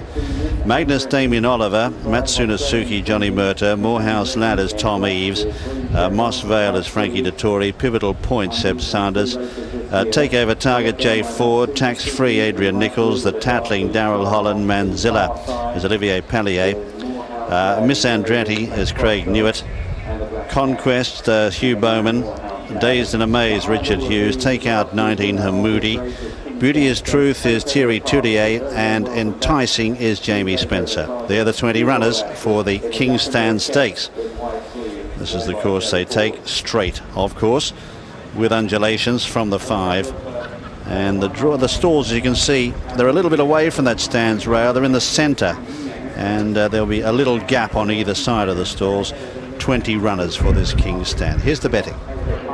Well, Miss Andretti was a 4-to-1 chance this morning when betting opened on this, and it's a solid 3-to-1 chance from stall 19 in this second race, of course, part of the Global Sprint Challenge, the King's Stand Stakes. Takeover Target, very solid at 11-2, as is Bentley Biscuit. There seems to be quite a lot of confidence behind these Australian horses, and even though it's drifted out from a first show from 12s to 14s, that's pretty solid out on the track.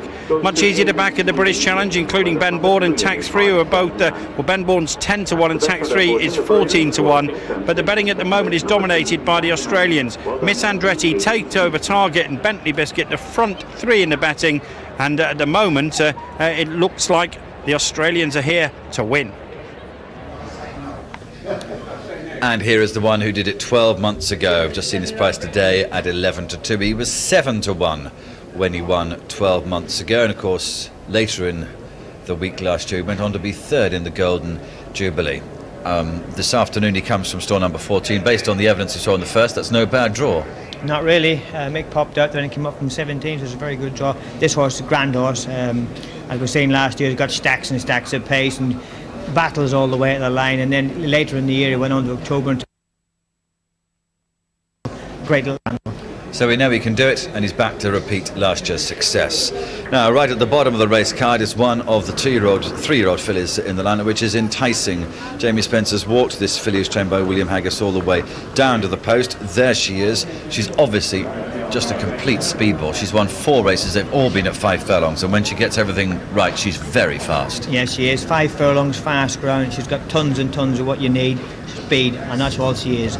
She knocked a second off the 5 furlong course record at Bath, which takes a lot of doing a whole second, you know. I think she's got a great chance. She ran against Heralded last year in the Nuntop at York. Conditions didn't suit her, the ground was very slow, and she was only beaten 7 lengths as a turtle. I think she's got a fantastic chance here today. That's number 21, Enticing, who's the shortest train of the home defender runners. There's Dandy Man. Pat Shanahan rides this. Dead heated for 4th in this last year, but he was the first horse home on the far side in the race. For a 3-year-old, it was an absolute cracking run. He won the Palace House at Newmarket doing handsprings in the spring, and then he came here and I thought looks like he was going to hose up on the far side, but he just on the wrong side of the track. He's going to take a lot of beating here. Last time he got beat on slow ground, which doesn't suit him. He's got a plumb draw against the stands rail, there'll be stacks of pace around him. Big chance. Okay, that's Dandy Man right against stall number 1. There's Damien Oliver. We chatted to him earlier on, who rides Magnus number 7. He comes from stall number 17. A 14-1 chance. But to be honest, I've looked at his form, but it doesn't mean very much to me. Are we going to ignore him at our peril? I don't think we'll have to ignore him. I mean, he obviously is a very, very talented sprinter. Since they've actually put the blinkers on him, he's improved quite a bit. Miss Ambretti holds him on a few runs, though, so he's got to get by her. But he's a lively contender, and he's a very nice horse. He's got over 67 to 2. First time down the Cap of Mountain. 3-1 Miss Andretti, 11-2 takeover target. Interesting support for Dandy Man, 10-1 into 8-1. That's the same price as Enticing. It's 14-1 Magnus, 14-1 Tax Free, and 14-1 Beauty is Truth. But at the top of the betting, very strong, Miss Andretti, the 3-1 favourite. Well, the inclusion of the 4 Australian horses most definitely adds interest to this King's Stand. But what are your thoughts, Willie, on the overall quality? Well, we haven't got that star quality sprinter over here, and possibly they've gone for the 6 furlong race later in the week. Amadeus Wolf, who looks like being one of our best sprinters over here, but that's 6 furlongs. But basically, we haven't got that real class 5 furlong horse that can repel all these Australians. But I still got. I don't know if it's just me hoping. I think these Australians are just going to get beat today. I don't really know why, but I just got that feeling. The ground is a little bit softer than they would like, and. Mind you, the time, Willie, for the first race was so quick, it can't be that soft out there. Well, the new course drains really well. That's a good point, Claire. I hadn't thought of that one, because that horse broke the track record. But they were saying the ground was good to firm, but anyway, there we go. That's just a feeling. Well, not too many more to go forward. We'll have another quick look at the betting and then join Jim. Not much change here. Dandy Man continues to attract support. Now into 15-2. It's 3-1 Miss Andretti, 11-2 takeover target. Dandy Man now the clear 3rd favourite. Last 2 going forward now for the King's Stand Stakes. They're ready. They stand, set to go. They're racing. Good even dispatch 2 on the near side. Dandy Man, one of the first away. Takeover target in the centre, going fast. Morehouse Lad over on the far side in company with Desert Lord. They're blazing a trail over there. Magnus takes a set just in behind them. They're stretched right across the track here, and more of them are grouping up over on the far side. Desert Lord leads on the near side. Morehouse Lad, they're a couple of lengths clear of Magnus, who's right up there with Dazed and Amazed. Just behind them too is Takeover Target. Dandy Man on the near side. guy coming up there alone or just with one behind him, and the rest are grouping up out of the centre. Racing up now with a furlong and a half left to go. Anybody's race here. Magnus has now struck the front for Damien Oliver. Miss Andretti going with him. Miss Andretti and Magnus settle down to fight it out. The two Aussies are now takeover target. Dandy Man is finishing fast as well. Miss Andretti's digging deeper, and Miss Andretti, she's a champion. She goes on to win the King's Stand. Second on the near side, Dandy Man. Third just behind the Magnus. Fourth takeover target. A 1-3-4 for Australia. Enticing behind them from Beauty is Truth, and well back in the field. Bentley Biscuit never got going at all. He's second last, and Dazed and Amazed is last. A 1-3-4 for Australia. And Miss Andretti, trained by Lee Friedman and ridden by Craig Newitt, has won the King's Stand Stakes over 5 furlongs. There he is, a man who has conquered all horizons in Australia. 5 Melbourne Cups, 4 Caulfield Cups, 4 Golden Slippers, 2 Cox Plates, and look at him, there he is in the pink tie.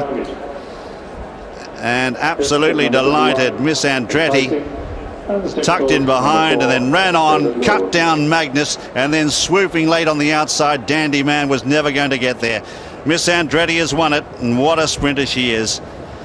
She's trained by Lee Friedman and ridden by Craig Newitt. Second is number 3, Dandy Man, ridden by Pat Shanahan. And third is number 7, Magnus, ridden by Damien Oliver. Fourth is number 12, Takeover Target, ridden by Jay Ford. There she is. She's won, and she's won it quite easily. On the near side in the green, that's Dandy Man. Third is Magnus. Fourth is Takeover Target. So a 1-3-4 for Australia. Then in fifth is Enticing. Desert Lord, who blazed the trail, is up there next, followed by Beauty is Truth, then the Tattling, then Green Manalishi. In the centre in the yellow jacket is Morehouse Lad. A blanket of them next, Benbourne, who was right up there last year, didn't figure at all this year. Pivotal Point on the near side, one obscured there in the centre. Conquest is next, Moss Vale, Manzilla for France on the near side, and back behind them is King Orchizius, Matsunasuki, then Dazed and Amazed as well back, and Bentley Biscuit has finished a mile behind them. Drew 3 and ended up over on the far rail, but Miss Andretti, Craig Newitt, is the winner. Time 57.44 is the time, and it looks like another course record by about 2 seconds. So as I say, there haven't been many races on this course, but smashing the record again, and what a filly she is. 3-1 favourite, Miss Andretti. And that is the third Australian-trained winner of this race after Choisir in 2003, Takeover Target last year, and now Miss Andretti. What a fascinating race. Miss Andretti racing where the pace was on the far side. Dandy Man probably not helped by the fact that he's basically racing on his own on the right-hand side. Another very fast time. And this filly has been really impressive. I mean, you worry about travelling horses around the world. They've come, 12,000 miles from Melbourne, Australia. Lee Friedman, a huge trainer over there. He has a massive string of horses based all over Australia. He picked this one, having brought Falkirk over last year, finished 4th. He said all week about this filly, she's better than he was. She's been backed in from around about 6-1 earlier in the week to 3-1 favourite. And she is 5-2 with William Hill for the Golden Jubilee next Saturday. The Aussies have finished 1st, 3rd and 4th. The one breaking the first 4, as it were, Dandy Man from Ireland, trained by Tracy Collins, who's finished 2nd. Big celebrations there for Craig Newitt, and that's her 4th win out of 4 this year, Willie. That's fantastic. She is a fantastic filly, very, very speedy. But Dandy Man's run a very, very good race. He's drawn 1, he's raced on his own, he hasn't had any help, and he's run a superb race. But the high numbers seem to be possibly that is where the best horses are, but Miss Andretti drawn 19, the third horse drawn 17, and Takeover Target drawn 14. It's really an Australian day today, especially with these speedballs. Obviously the English and the Irish, we cannot compete in the speedball races. And I suspect everybody watching back home in your home country, Jim, which I know they are, will be celebrating now. And so they should be, Claire. This has been one of the remarkable international victories recorded in modern times. This filly has run the most incredible time. She's run 57.44, and that has smashed the record, the course record for 5 furlongs by 2. She's beaten Takeover Target's record by 2.35 seconds. That is absolutely unbelievable. The ground's obviously fast here today, but just a measure of just how good this filly is. Originally from West Australia, she's come over to Lee Freedman and in Melbourne, and she's never looked back. She has the most remarkable record, and she is the most remarkable filly. She knows she's done it. Here's Lee now talking to Rishi. So many people wishing to congratulate Lee Freedman. Lee, tell us what that was like. Look, An Aussie speechless. This says it all almost. I've lived all my life to do this. It's an enormous thrill for me. All right, Mum. Lee, we'll let you go and talk to the jockey and welcome back the filly. That was very, very well done. Lee. A second winning favourite, Miss Andretti, 3-1 favourite, wins the King's Stand, and Betfred are likely to be very much inundated with their 7-2 quote on their horse to win the Golden Jubilee on Saturday. I think it should be much shorter, judging by that very impressive performance. Second, number 3, Dandy Man at 15-2, and third, number 7, Magnus at 14-1. Miss Andretti makes it 2 winning favourites after 2 races on the first day of Royal Ascot 2007. Well, I never thought that we would hear Lee Freedman unable to speak. The emotion's so great. We're going to switch over to BBC Two very shortly. We will attempt to interview him again when he has collected himself, and I'm sure he will have so much to say. But these were the scenes as they watched the finish and realised that their filly, Miss Andretti, was not going to get beaten. She'd hit the front. She was going to hang on. What an incredible success for Lee Freedman and for all of Australia. They have taken the King's Stand Stakes. They have a winner at Royal Ascot. And it wasn't a case of luck. She was just the best in the field. Yes, he's rode a very good race. He's just rode a patient race. And when he's got to the furlong and a half, he's asked her to quicken, and she definitely quickened up. It's an unbelievable performance. 2 seconds off the course record. That is just unbelievable how fast this filly has ran. I'm beginning to think the times are wrong. How can a horse be that quick? It's absolutely, she's lightning fast. Well, we had cheers around the winners' enclosure of Aussie, Aussie, Aussie, oi, oi, oi. We will have more reflection on the King's Stand, also on our opening race, the Coventry Stakes, which was won by Henry the Navigator for Aiden O'Brien, and still to come, Cockney Rebel in the St James's Palace, and George Washington, Gorgeous George, is back. So stay with us, but over on BBC Two. The one to watch tonight. Do you want me to phone you a doctor? No, I don't want a doctor. But it's not just you, there's baby as well. Please, just leave me alone. I've had enough of being bullied. EastEnders at 7:30 on BBC One. You messing with me, Mr. Hyde. 5, 4. What are you3, doing? 2. Jekyll, Saturday at 9 on BBC One. Come to daddy.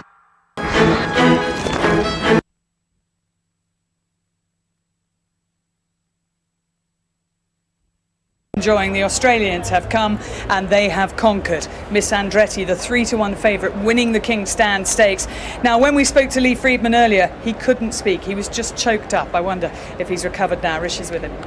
But we'll try again. Lee, you left speechless earlier on when I tried to grab away. It was a bit emotional after that race, but it all sort of hit me what a great win it was, and I think it's just a marvellous thing that we can come here and compete now, and we'll continue to come and do that, and hopefully with some horses over a bit more ground next time. What are the main challenges for you when you bring a horse over from so far away? Well, it's a funny thing. I was walking up from the stables down there where she was with my brother, and he said, God, this has been in the making for a long while. It suddenly hit us. After the Newmarket, we've waited 3 months, and we've given her a bit of a break. There's work, there's all the administrative things to be done, there's inoculations, there's the hope that she travels well, there's the hope that she settles in well. There's all those things. So it's a massive gamble, and I'm really pleased it's come off for the owners. And then once the gates are open, there's not much you can do. It's down to your jockey. Yeah. It worked out perfectly. You said. Well, I could have ridden that, couldn't you? I don't know if I could have. No, only joking. You're right. Look, he knows her, and I think that was the main thing in bringing Craig here. He's got a great record on her, and he proved that again today. He said, I was nearly at the top all the way chasing him. He said they went that hard, but he said, you just keep picking up. And we know she's more of a 1,200 metre mare anyway, so great effort. And in terms of your achievements as a trainer, what is this Royal Ascot success round for you? A few Melbourne Cups is pretty good, but this was extremely exciting to come here. And I had one sider. I fired a bit of a shot over the bow last year, but I come back this year with a proper job. And thank God she was good enough to do the job. Now this has whetted your appetite for success at Royal Ascot. You've got Saturday in mind. I presume it's probably a little bit too soon to know. I think I'll probably retire after that. Look, she'll stay in the paddock for 2 days. We won't even put a saddle on her. And if she's eating up and she's well, she'll tell us. I mean, that's how we train our horses. She'll tell us if she wants to run. If she wants to run, we'll run. If she doesn't, we won't. Let us know what she says, Lee. Well done today. Thanks very much. Craig knew it then, being congratulated by his fellow jockeys after his victory here in the King's Stand Stakes. Another Australian sprinter comes across from the other side of the world to be successful in this 5 furlong race, and what a very fast race it was. We're just going to take a look to start with at the very early stages of it, and it's the same as last year for Dandy Man. I'm afraid he was on the wrong side. He's in the green jacket. Next to him in the white sleeves is Manzilla. Now you should see what you're looking for there in stall number 3 is Bentley Biscuit, but as we run this through, you'll see that Nashra Willa has decided that being with these two under the stand side is not the place to be, because he's not even there. There's pivotal point Ben Baum. There's Tax Free, and there he is. See him in the background with a white face going right the way the far side. Definite move. He wanted to be over there. Well, he was more likely thinking the possible ones he had to beat were the other Australian horses. So I'll discount all these English European horses. I'll go and get him behind these fellas, which looks like it was a very good move.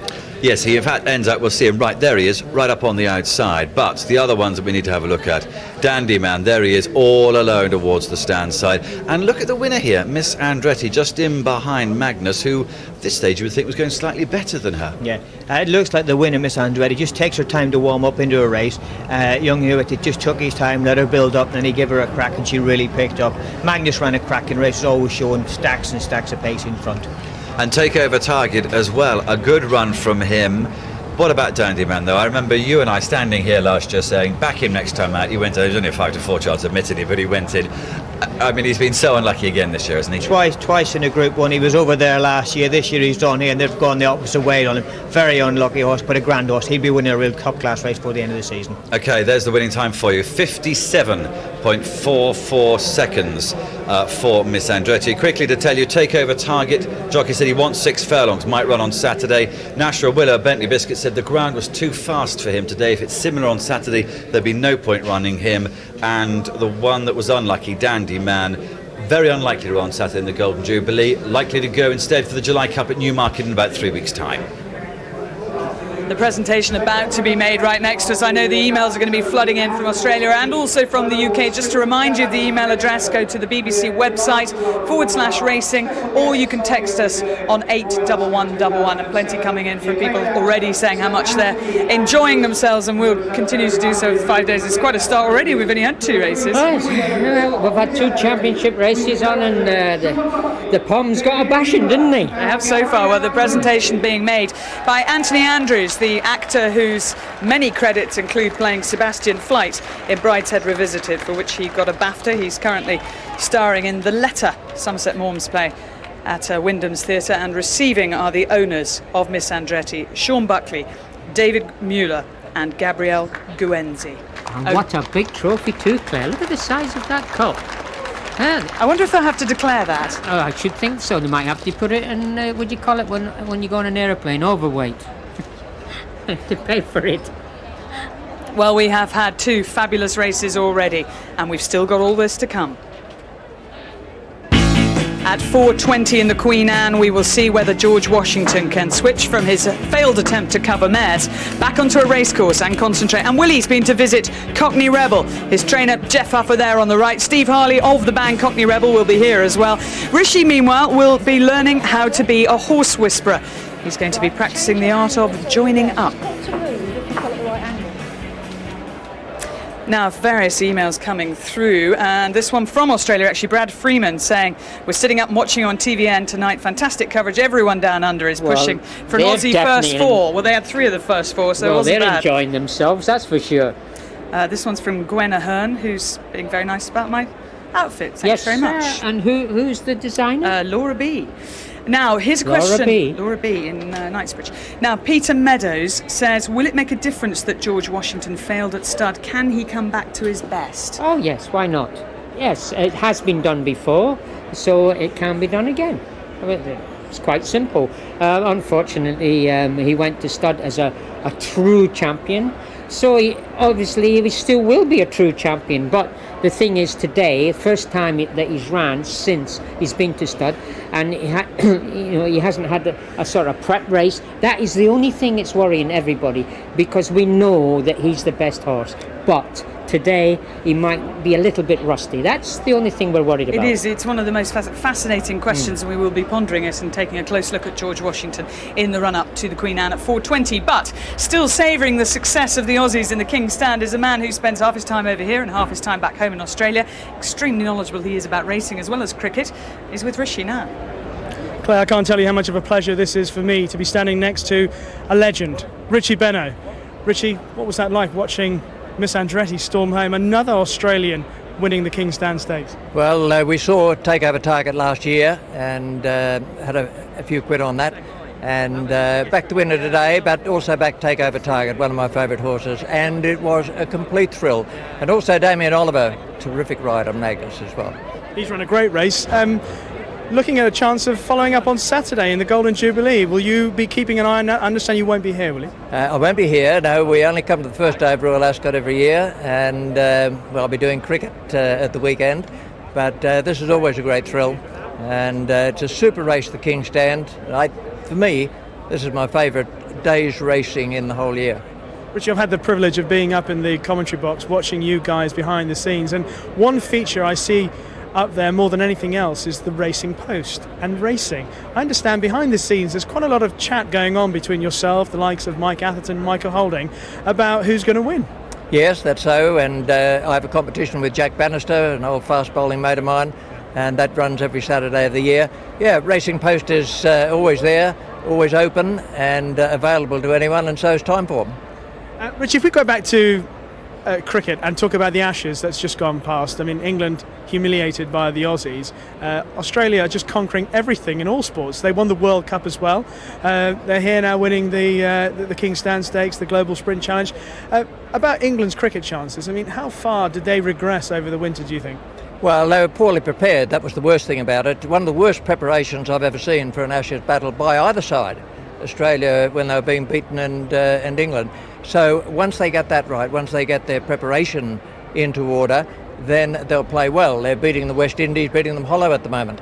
And I'm upset about that. You may be, and the West Indians will be upset about it out in the field as well. But it's one of those things, you've got to prepare. It's like the race we've just seen. Lee Friedman has prepared that horse, and all the trainers and jockeys have prepared themselves to put up the best possible job, and cricketers have got to do the same thing.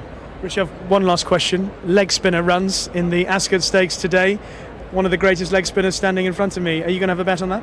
Well, it would only be from the heart if I did, but I don't like the draw. I think it's drawn on the inside. It may not matter so much because they're down from 28 to 20 now as starters. But I think probably, no, I'll have a go at something else in that.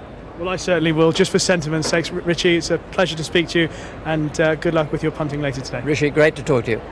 Lovely. Thank you.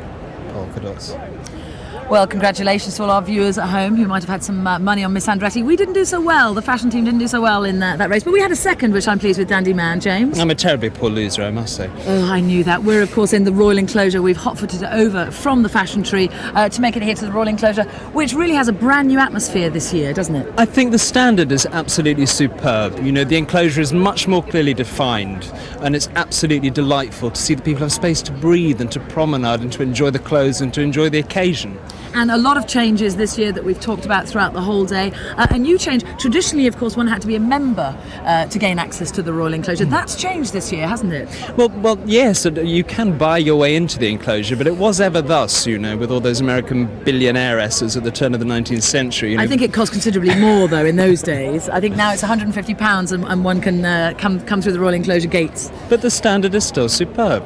You're impressed with this year, aren't you, James? I am, because people last year were very confused. They didn't know where they were going. You know, you're dressed in your best. You want to have an elegant day, and you can't if you're being pushed around and it's crowded. And this is certainly not crowded. It's lovely. You see, I think I was very wise. I avoided Ascot for the York years and for the first year in its current form, and I think I probably did the right thing, judging by what you're It's saying. certainly in all its glory, I think, today. We've had glorious sunshine all day as well, if you've been watching. That is, of course, marvellous for ladies in their fashion in their hats, because the sunshine just makes everything worthwhile. If it was raining, it would be such a glum day.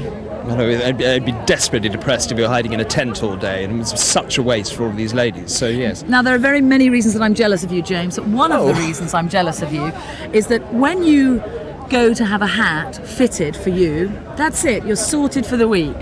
One hat, all 5 days. No, you're quite right. The men are spoilt in that respect, but there it is. It's not fair. Every day for me, it's a new hat and a new trauma, wondering what he's going to say to me every morning. Today I got the thumbs up, tomorrow I'm not sure.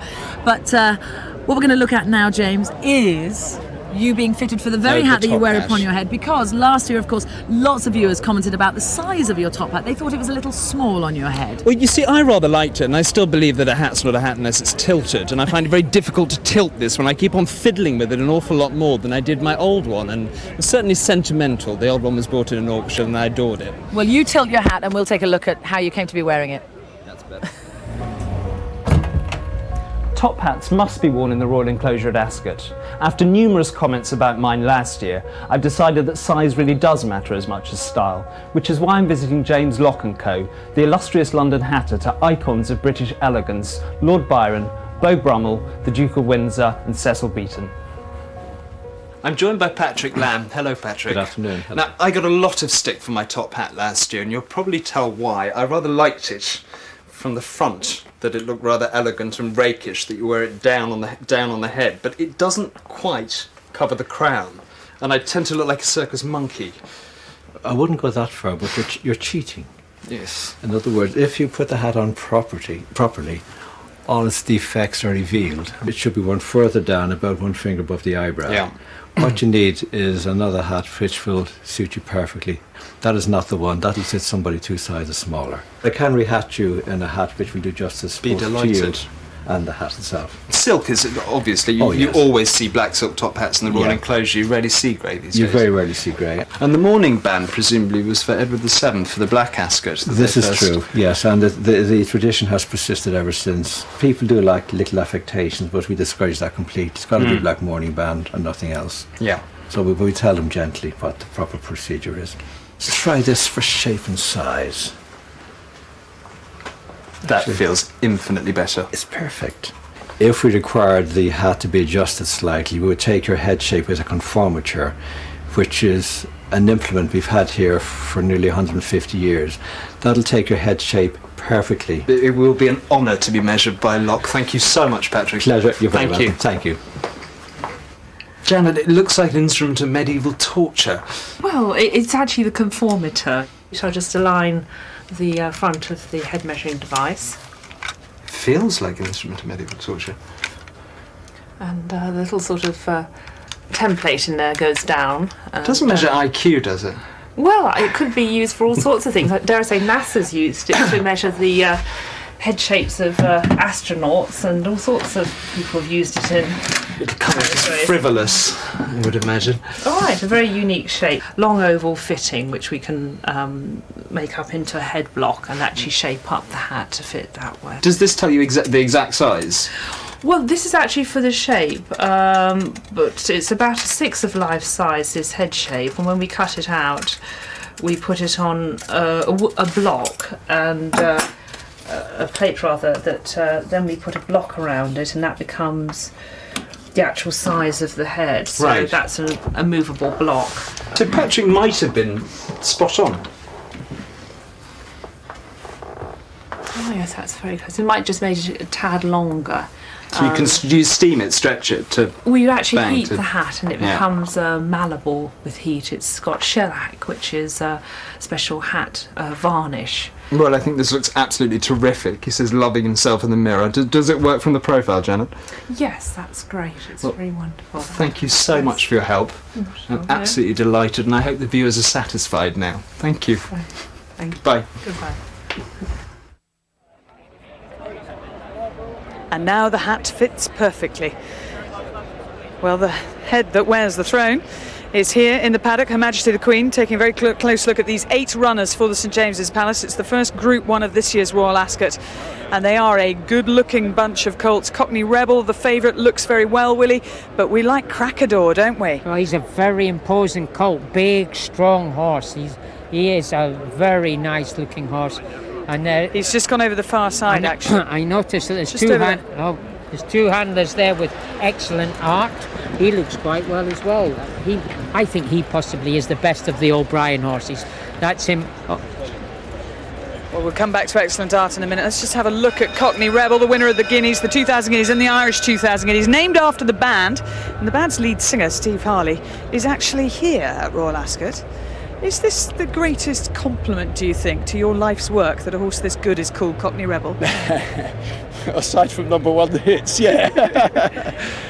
It's an amazing place to be, I have to admit. You know, even on the periphery, it's a wonderful place. It's different to 2-mile handicap hurdlers at, you know, Bath or somewhere. You know, it's different. It's a very special place. Someone just said to me coming into here, you know, do you get stage fright? Is it like going on stage for a concert or a festival? And it's not. It's More nothing fun like than it. that? No, I don't get. I haven't had nerves for 30 years walking on stage. It's my job, which I adore, but this is something. It's another place. This gets your adrenaline pumping. Utterly and totally, yeah. I see it in my dreams. I mean, I've been in racing for 30 odd years in one capacity or another. This is a lovely place to be when they're that good and that charismatic. You know, I've seen it before. I bought my wife here a new car on Shergar's Derby. You know, we saw it in Shergar as a 2-year-old. We saw it in Agdal, I remember well. Lots since. I'm not going to list a load of names, but this horse has got This has got that. There's that charisma. They come out of the box in the morning, and I was there Saturday morning, and they come out of the box. As you know, Willie knows, I'm no expert. But I have an artist's eye, and this thing comes out, this beast, and it is different. He can rule the place, and he does it in this parade ring too. I've seen it now 4 or 5 times. Win, lose or draw, it's certainly a special animal, and Jeff tells me it's ready to do it today for sure. Yeah, his trainer Jeff Haver has never hidden his admiration for the horse. Now, will your wife, has she already had a special present? Has she got something for Shergar's Derby? What's the gift been for what Cockney Rebel's done so far? No, the hesitation tells me nothing. Well, it's between me and the taxman. But I mean, Newmarket was the killer because we were backing it at 40s and 66 down to 40 and all through the winter, knowing that we had something to back. Newmarket rather than the Curragh, which was a wonderful day to be there with the Irish. I mean, no matter who was in the race and where they came, they just wanted to touch you. It was the Irish being Irish. It was the most wonderful day ever. But at 6 to 4, you know, I'm not going to get rich. It's not important. There's something else in racing. I'm in it for something else, not just making money, not betting, which I do bet. I don't gamble much, but I bet. But I'm in it for some other reason, and there's this wonderful, wonderful romance about it, which I adore. You know, there's racing allergies all through my songs over 12 albums, if you ever look for them. Well, Steve, I hope the dreams continue for them, that they are reality. Let's take a check then. Good luck. Willie saying good luck though. Let's take a check on the field for the St James's Palace Stakes. Group 1, it's over a mile on the round course. Astronomer Royal, the French Guineas winner, Colin O'Donoghue, who rode the horse in Paris, takes the ride again today. 2 is Cockney Rebel, winner of the Guineas at Newmarket and the Curragh, and going for a 3rd straight Group 1 victory. Olivier Pellier. Number 3 is Crackador, ridden by Kevin Manning, runner-up in the Irish and the French 2000 Guineas. A really good colt. Number 4 is Duke of Marmalade. Duke of Marmalade was 4th behind Cockney Rebel in both the English and the Irish 2000 Guineas. Number 5 is Dutch Art. This one was first home on the far side of the 2,000 guineas at Newmarket. 6 is Excellent Art, fourth in the 2,000 guineas in Paris, and met a checkered run there. 7 is He's a Decoy, who was third in the Irish 2,000 guineas, running on really well at the end. Karen McAvoy in the saddle today. And finally, number 8, Jack Jr., Frankie Dettori. This horse second in the UAE Derby. Well, in Group 1 races here at Royal Ascot, the horses have to have the temperament to match the occasion as they parade in front of the stands, and Astronomer Royal is looking incredibly relaxed with Colin O'Donoghue on board. You've heard with such eloquence from Steve Harley what it means to be associated with a horse like Cockney Rebel. He's great friends with the owner, Phil Cunningham. They have turned down offers of £10 million for this horse. He could be worth more than that if he were to win today. It would be his third Group 1 over a mile and emulate Rock of Gibraltar. Cracador is almost the pick of the paddock. He looks fabulous, finished second behind Cockney Rebel in the Irish Guineas, the busiest horse so far this season. He's run already 7 times, trained by Jim Bolger, Kevin Manning on board.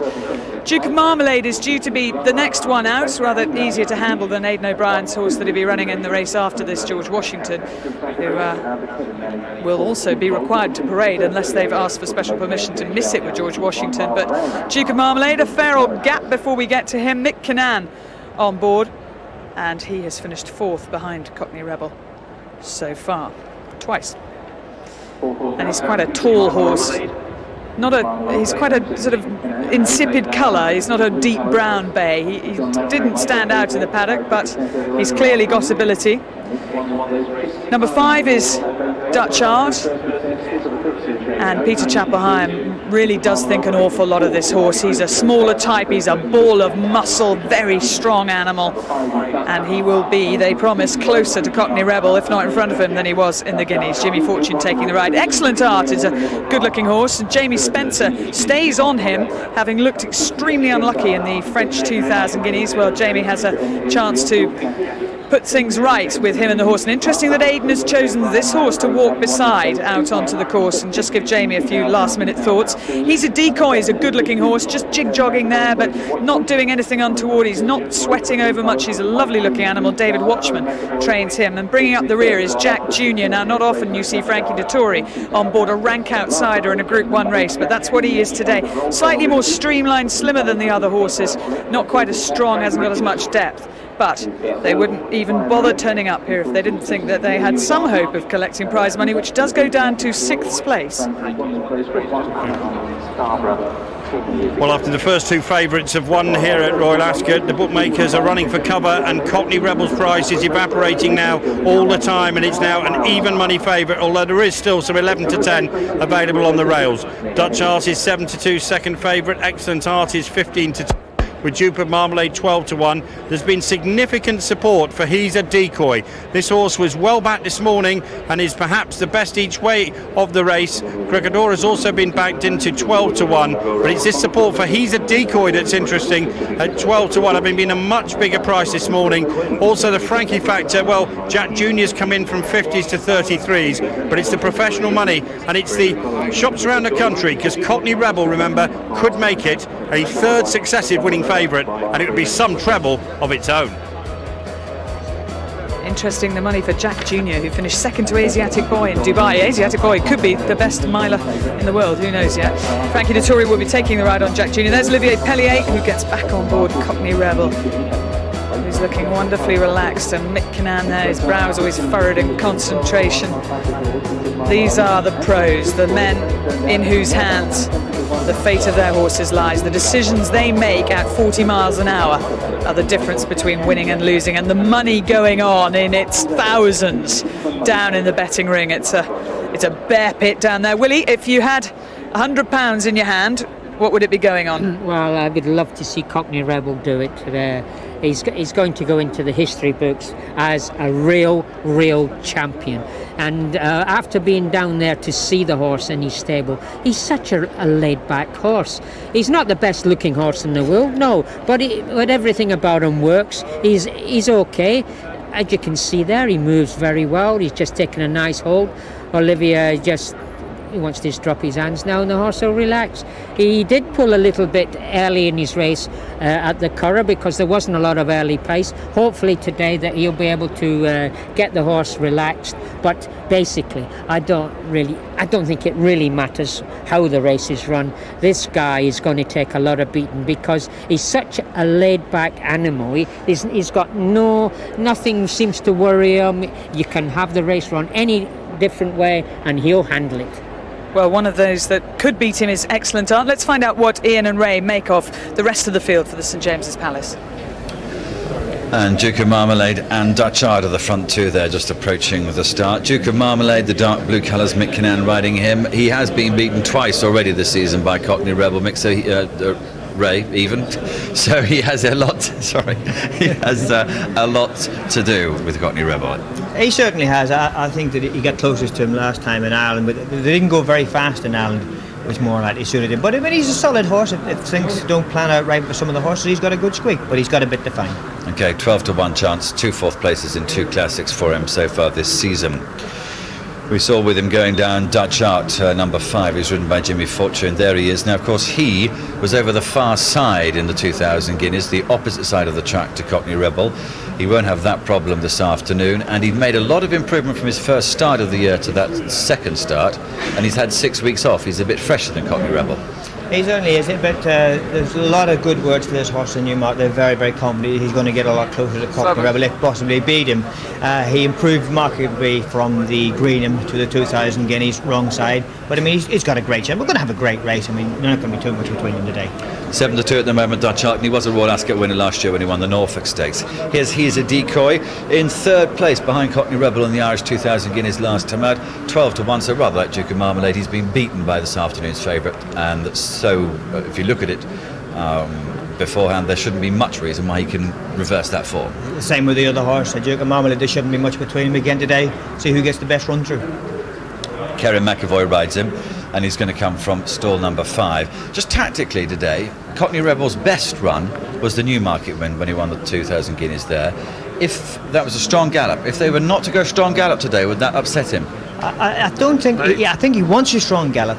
One thing I think Olivier may do, he just might miss a beat at the start and just pop him straight in behind. In Ireland, he popped with him and he ran a fresh shade keen the first 2 furlongs, but I think he'll slip him straight in behind today.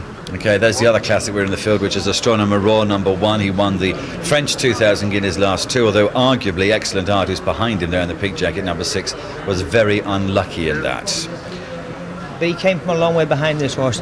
Colm gave this horse a fantastic ride that day. He set last on him, rode with all the confidence in the world, pulled him out to the outside and he got him late. This horse won't be too far away. And there's Jack Jr., 33s from 50s, and the reason for that is your fault, I would imagine, because you booked Frankie for it. So tell me why. Oh, it's my fault. It's my fault. A grand type of horse, ran a cracker over in Dubai in the UAE Derby. He's been in good form, he looks fantastic. It's a big step up for him, but I mean, he's a grand horse. And Jack Jr. has been supported. 33s from 50-1. It's even money. Cockney Rebel, 130 Dutch Art, 8-1. Easy to back. Excellent Air. They've just taken the 12s, Duke of Marmalade, but significant support, as I mentioned, for this. He's a decoy. 20s into 12s, and it was much bigger this morning. But for so many, Cockney Rebel will be the 3rd leg of a treble, as the horse that's won both guineas in Ireland and England goes for that treble that was last done by Rock of Gibraltar. Cockney Rebel already in the stalls, stall number 3 there. Do you think he's going to win? I think he's the biggest certainty today. We've had 2 winning favourites already. There are only 3 to go. Are those prophetic words? We'll find out. Here's Jim for the St James's Palace Stakes. Well, down in Swindley Bottom, the last 2 are being loaded for the St James's Palace Stakes on the old course, the old mile, around the bend. Last couple join them. They're ready for the St James's Palace. Set, ready, and they're racing. Good even dispatch too. Jack Jr. on the outside began well. He's a decoy in the centre, smartly away. Nearer the inside rail, Duke of Marmalade just ridden along to get a handy position with Crackador. And not a great deal of pace on in the early stages. Astronomer Royal behind them. Cockney Rebel is held up at the rear, and so too is Excellent Art. They're preceded by Dutch Art. On settling down, Duke of Marmalade the leader by a length or so here to Jack Jr. as they pass the 6. Half a length away, Astronomer Astronomer Royal the inside. They're not going a great gallop. Then Krakador is next in the field from Dutch Art, and further back in the field then is Cockney Rebel, who's tucked away on the inside of He's a Decoy as they pass the 5 and 2 or 3 lengths last is Excellent Art. It's Duke of Marmalade the leader, as all the time they're racing uphill by a length now to on the outside Jack Jr. Astronomer Royal in the purple jack at the inside, followed then by Dutch Art, who's beautifully poised. Behind them Krakador, He's a Decoy. Back in the field second last is Cockney Rebel, and Excellent Art at the tail of the field. On the turn for home, 2.5 out now, the St James's Palace.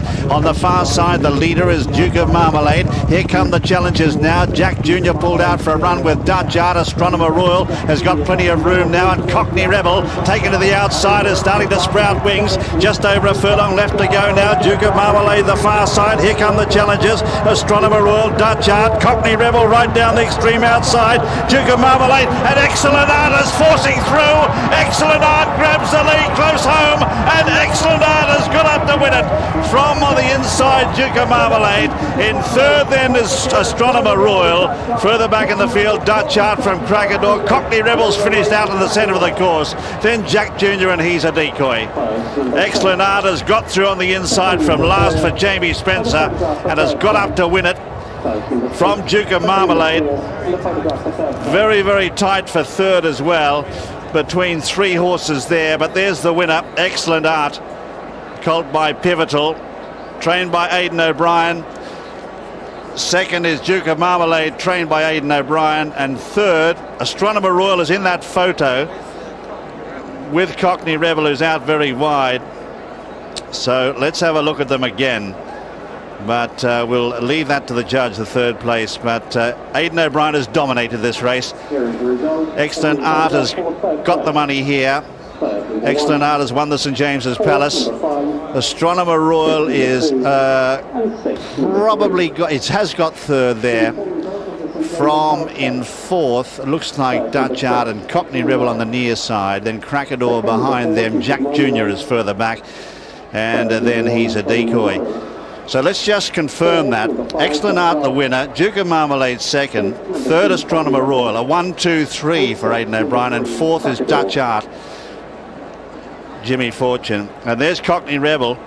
Now he was held up at the rear there by Olivier Pallier. They came into the straight.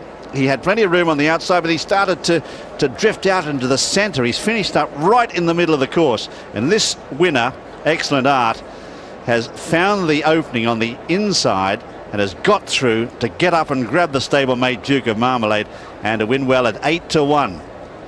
Excellent Art is the winner of the St James's Palace at 8-1. The time 1:39.33. Well, Jamie Spencer coming into the straight was stalking the whole field. He has Cockney Rebel on his outside. He's watching everything, thinking, right, have I got the beating of him? Have I got the beating of him? In the end, he has the beating of all of them. Excellent Art, who'd looked desperately unlucky when finishing only fourth in the French 2,000 guineas, gets a dream run up the inside rail. I thought Cockney Rebel was hanging across to the middle of the course, almost as if something might be hurting, but a wonderful training performance from Aiden O'Brien. He has got the first 3 home. That is incredible, but Cockney Rebel, obviously there's something gone amiss. He's starting to hurt, as you can see there. Oliver Pellier, he's got the horse virtually in front, but oh look, he just runs away across the track as if something was amiss. You know, obviously he's hurting, but that's. But the winner has stayed absolutely straight. He has done real well. He was very unlucky in the French 2,000 guineas. It looks as though he should have won that day. Oh, and he is a very pleased jockey, is Jamie Spencer. He's obviously got it right today because he's won this St James's Palace Stakes, which is a very good race to win for a horse's career as a stallion. And also for Jamie Spencer, having come back from a long suspension. He was leading jockey at the meeting last year. He's wanting to get the Group 1 winners on the board. And he's a very happy boy at the moment. You can see the determination in his face that he's got that over with. And the stories were coming out of Aiden O'Brien that this horse was going to run a very, very big race today. Interesting that Aiden O'Brien was walking down beside him in the parade. So there you can see them coming, coming into the parade ring. Time there was pretty good considering the slow early pace, 1:39.33. It's outside the record. It's 0.19 of a second outside the record. Excellent Art 8-1, 11-1 Duke of Marmalade, and Astronomer Royal at 14-1. Distances are neck and 1 1/4 lengths. And Jamie Spencer, of course, received that costly suspension on this horse, Excellent Art, at Longchamp in the 2,000 guineas in Paris, and it meant that he missed the Derby. So he's got some compensation here today and more by winning this Group 1 race, which carries first prize money of £141,000.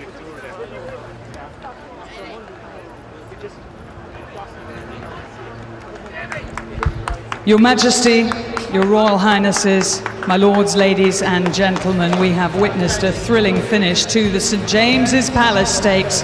Aiden O'Brien has trained the first 3 horses home. And following in the footsteps of his former winners of this race, Giant's Causeway, Blackman Alouche and Rock of Gibraltar, would you please welcome into the winner's enclosure this year's winner. He was desperately unlucky in the French 2,000 guineas. He didn't need any luck today. He was the best horse on the day. Excellent Art.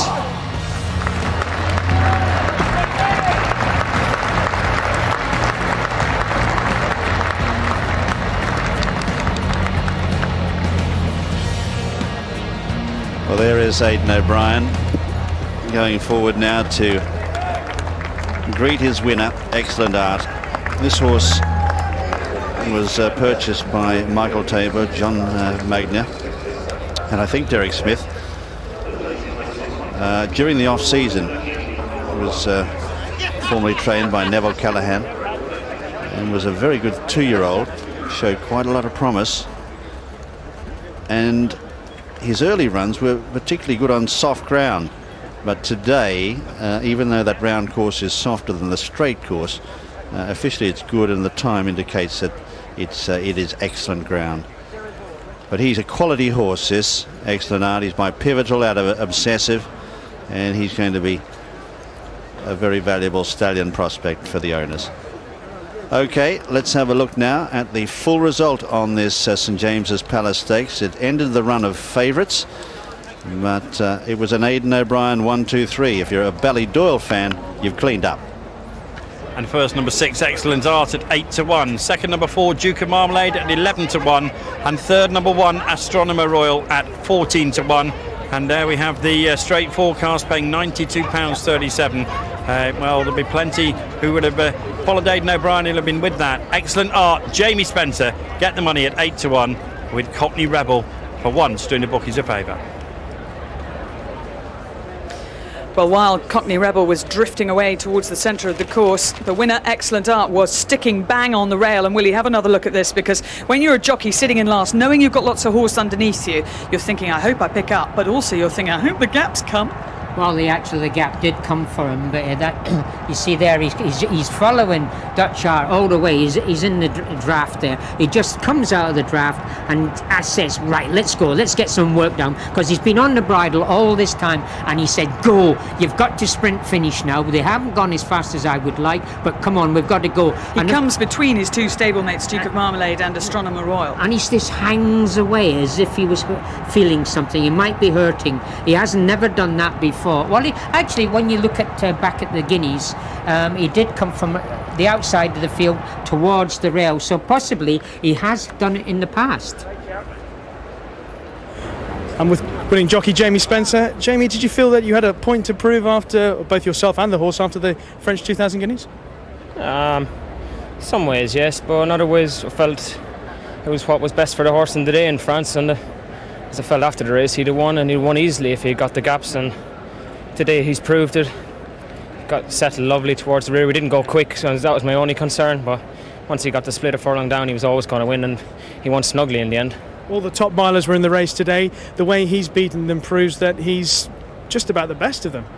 I always feel that this race is the race that counts as far as 3-year-old milers, because all the Guineas, English, French, Irish, come here in the meet, and it's the best one who wins this race, and I think this fella's proven it today, and he's a smashing horse to deal with, and I'm just pleased and I'm thankful, that Aiden O'Brien and his team to allow me to ride the horse, and they had confidence in me to leave me on him, and I got the job done.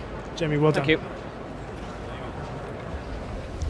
So, Jamie Spencer on his way back after Excellent Art's victory in the St James Palace Stakes, and a £141,000 first prize to him. So let's have a look how Excellent Art did it. We'll have to let Ray get across.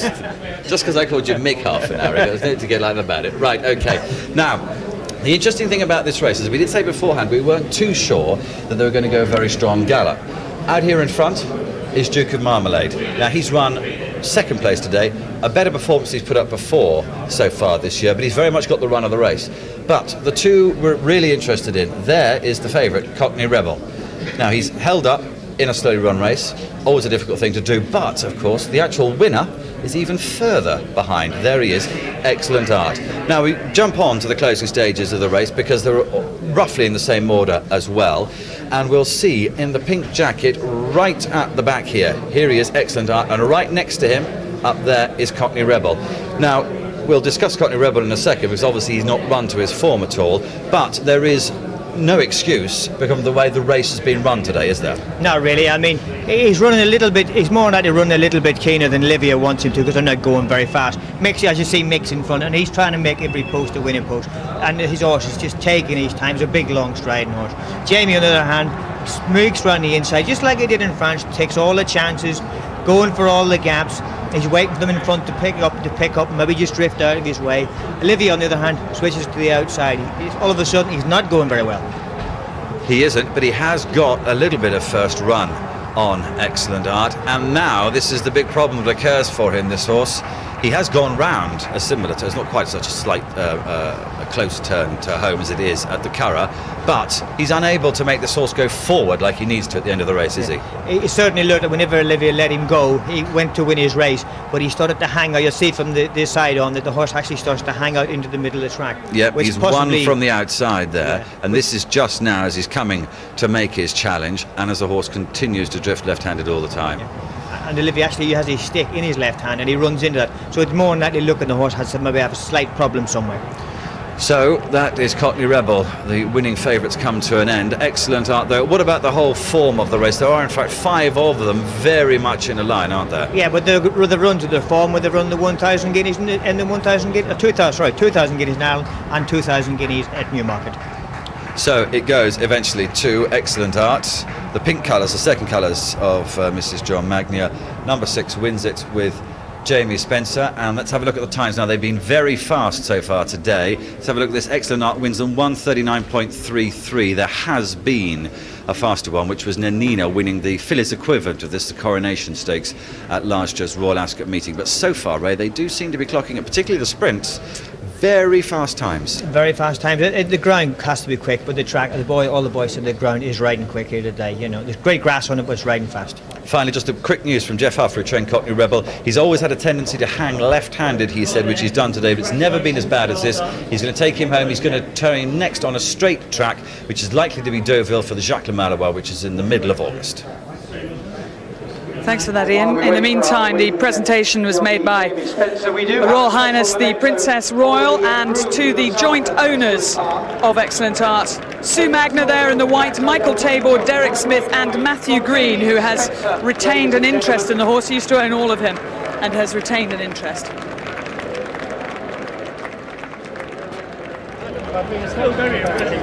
Well, we've moved. We're still in the Royal Enclosure, but we're now trackside, aren't we, James? Yes. And when a race is taking place, there is no other place to be. The atmosphere is absolutely incredible. If you twizzle around us here and take a look at the stands, they're a little empty now because the race has just finished. But during the race, a cacophony of colour and sound. Well, I think they're the finest dressed crowd that you will see in the world, and Ascot has really risen to the occasion, I think. It's very difficult to pick out one outfit in those moments, isn't it? You're just drawn by the whole scene. Well, it's delightful because you see the formality of the gentlemen in the morning coats and the ladies who look like butterflies. It's just a delight. It warms my heart to see it. Oh, you see, James and a warmed heart, that's what we like. Follow me over this way. Now, boundary over on that side. This side is the Royal. This side is the Royal Enclosure. Sorry, I lost my microphone there. So this side the Royal Enclosure, that side the Silver Ring, separated by what better? By bookmakers. But of course, for bookmakers too, It's a tricky day. What on earth do you wear as a bookmaker? Hello. Hello, Julia. How are you? You look particularly smart for a Very bookmaker. kind of you to say so. Thank you. Why? Why have you made such an effort? I mean, you know, I don't want to be rude about any of your colleagues, but very rarely do you see a bookmaker in the top hat and tails. Well, I'm not sure that's right, but some of us are the old school, and we are in the royal enclosure after all. Ascot only comes around once a year. So. Well, you're sort of on both sides, aren't you? Servicing both sectors of the public. Well, I'll do my best. No, this isn't sort of the normal situation for you, is it? This isn't the day job. No, you found me out actually. No, Yeah. this isn't my day job. I'm normally the managing director, but this is a bit of R&R for me. So it's nice to get out of the office and spend a day here at Royal Ascot. See, that just proves to you how important Royal Ascot is. The managing director comes out to get his fingers dirty. And of course, I'm sure you help business. This is my day job, unfortunately, or Right. fortunately, whatever the case may So be. you're on sort of special watch today? I am, yes. I'm just keeping my eye on him just in case. You see, but this would be actually, I have to say, one of my favourite jobs. Look, clenched deep in her fist, oodles of money. And a suntan as well. And a suntan as well, and it's going to get even more suntan today. Absolutely. Enjoy the rest of your day. I hope it's profitable and the week as well. And now, of course, as I said, for Ascot, this is important for ladies and for gentlemen. And for the gentlemen, well, there's the hat, there's the tie, and there's the shirt. And really, it needs to be bespoke. There's only one place to go. I'm delighted to be joined by Jermyn Street bespoke shirt maker Emma Willis, who dresses practically half of the royal enclosure, not least the Queen's representative at Royal Ascot, the Duke of Devonshire. Emma, what is the form in the enclosure for chaps?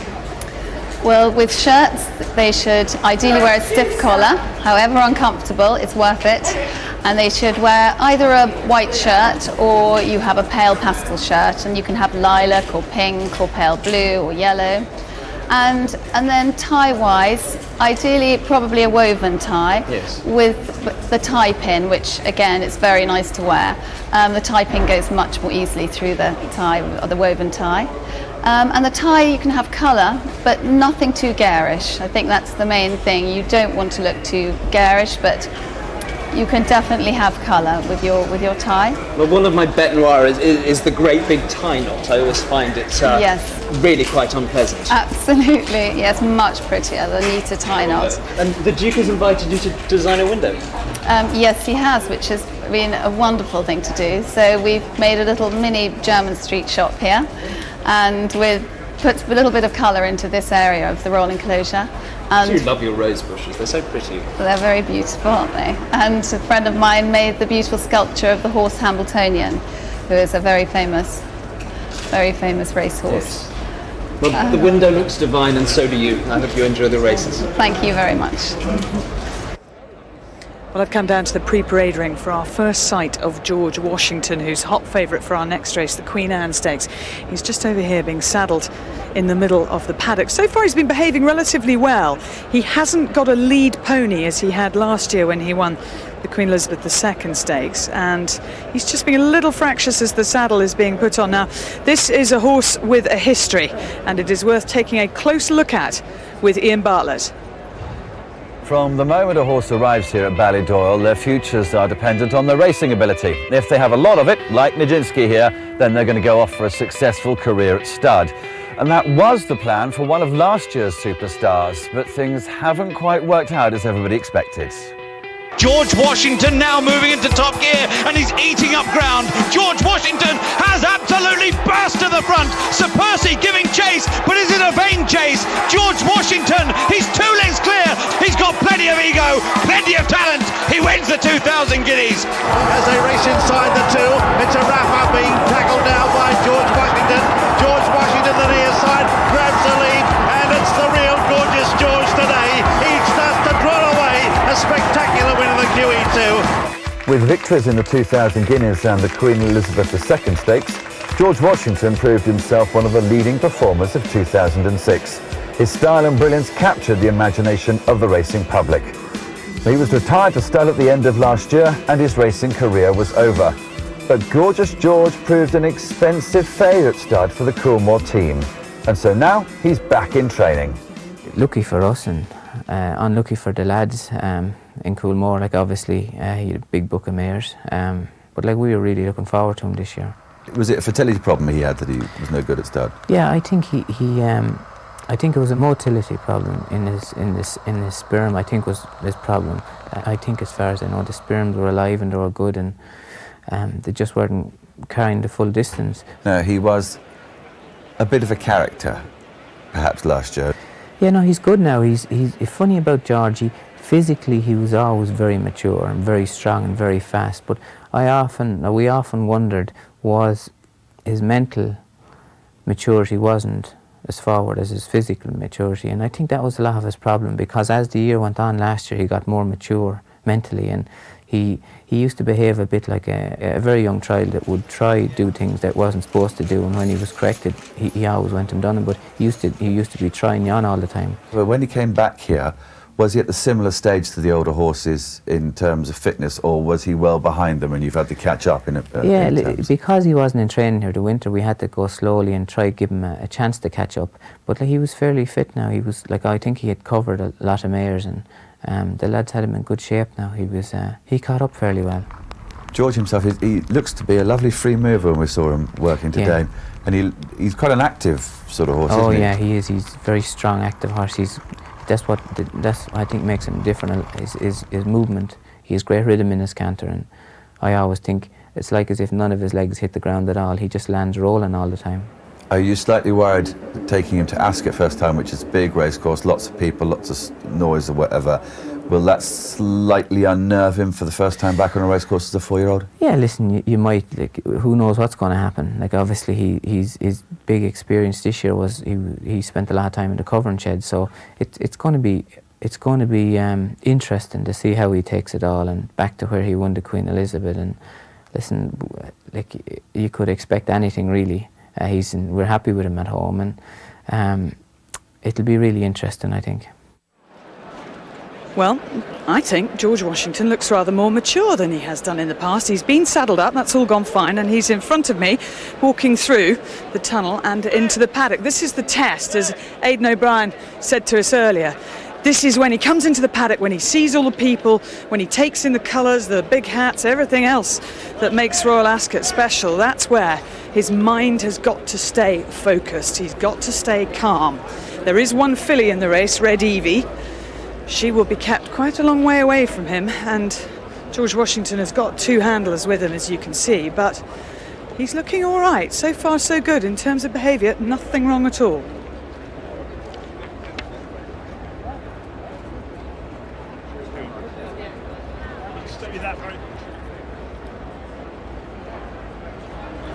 Well, of course, this is one of the big races of the afternoon, and remember that George Washington was so easy to back this morning. But remember, of course, Cockney Rebel was heavily backed this morning, and also the fact that we had the first favourite as well, Henry the Navigator, winning. Well, these are the current prices, with George Washington being supported here on track from 5 to 4 into 11 to 10. Cerise has been well supported all day. It is a current 9-2 second favourite, with Ramonti 5 to 1 third favourite. Red Evie is 13 to 2, with Jeremy at 14s, and the rest of the outsiders, including Notability, at 50 to 1. Well, we've had 3 races, and Fred Doan joins me now.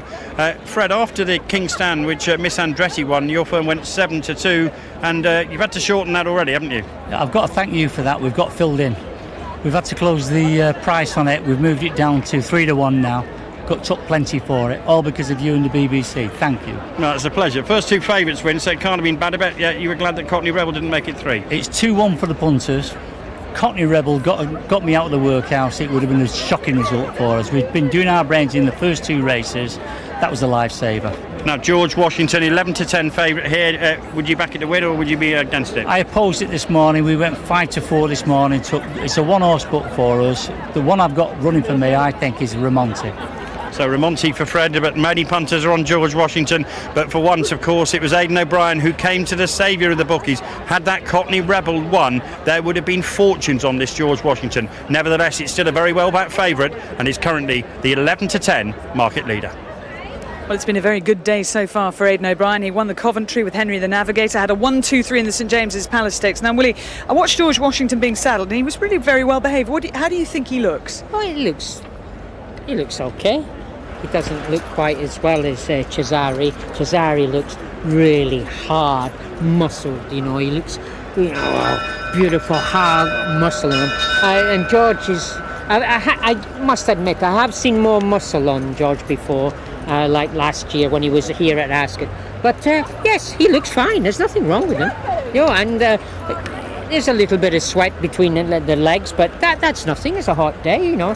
Horses are expected to sweat, you know, when they know they're going to compete, but it's nothing to worry about. If there are dangers to him in the field, and This is there it. are, of course, in any field, this horse just about to come past us here could be the one, Ramonti, with Frankie Dettori on board. He finished second to Red Evie in the Lockinge Stakes, didn't really settle that day, and if there's a faster pace today, it will certainly suit him more, and Frankie just might be able to get a little bit more cover.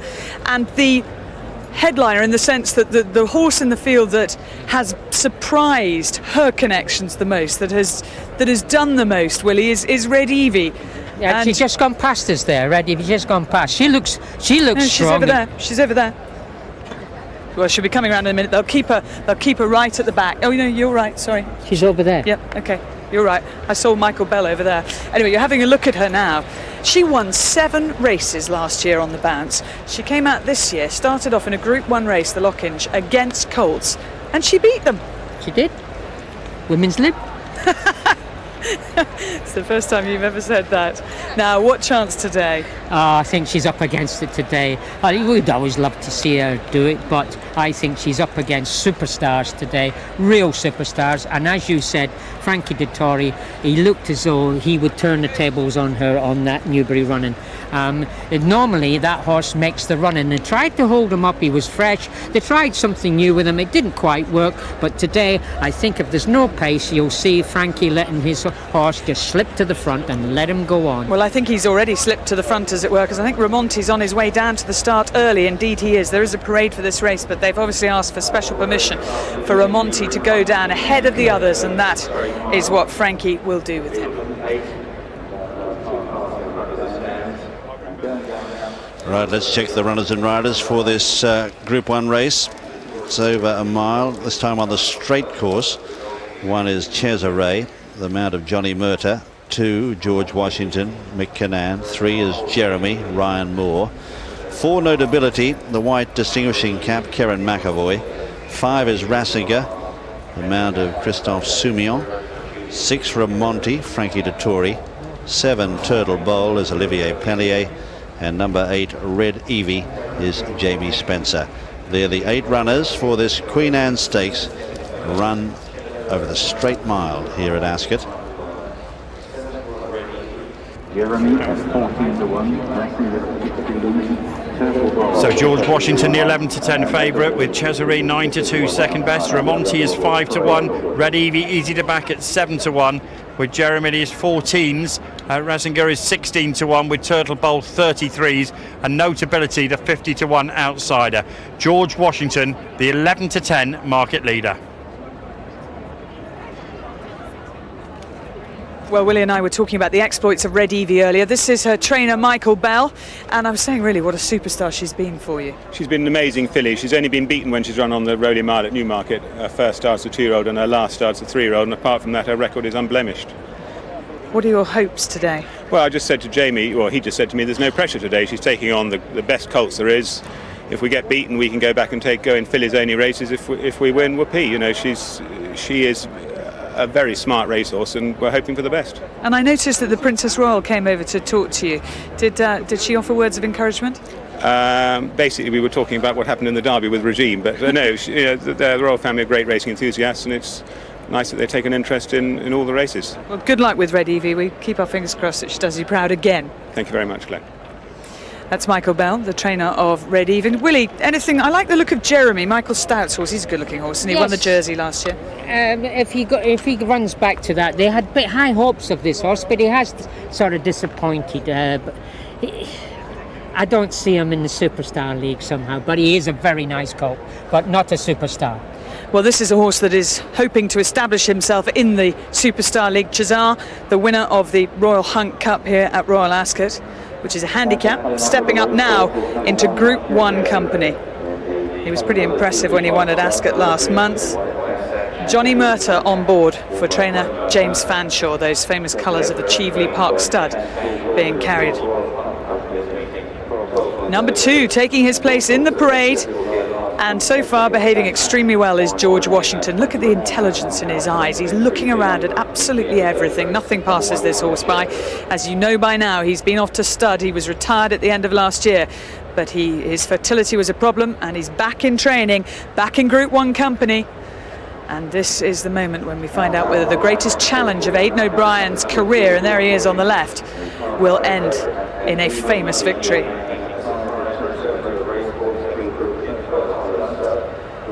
Behind George Washington is number 3, Jeremy, in the colours of Mrs. Betty Moran, who has had a Grand National winner and a Royal Ascot winner, and not many people can claim that. She won the Grand National with Papillon, and she has Jeremy in this, who won the Jersey last year. Behind him is Notability, the second string for Godolphin. Not quite sure where they're going to put him in the field. I don't think he's certainly not in there as a pacemaker, because there'll be plenty of pace in the race.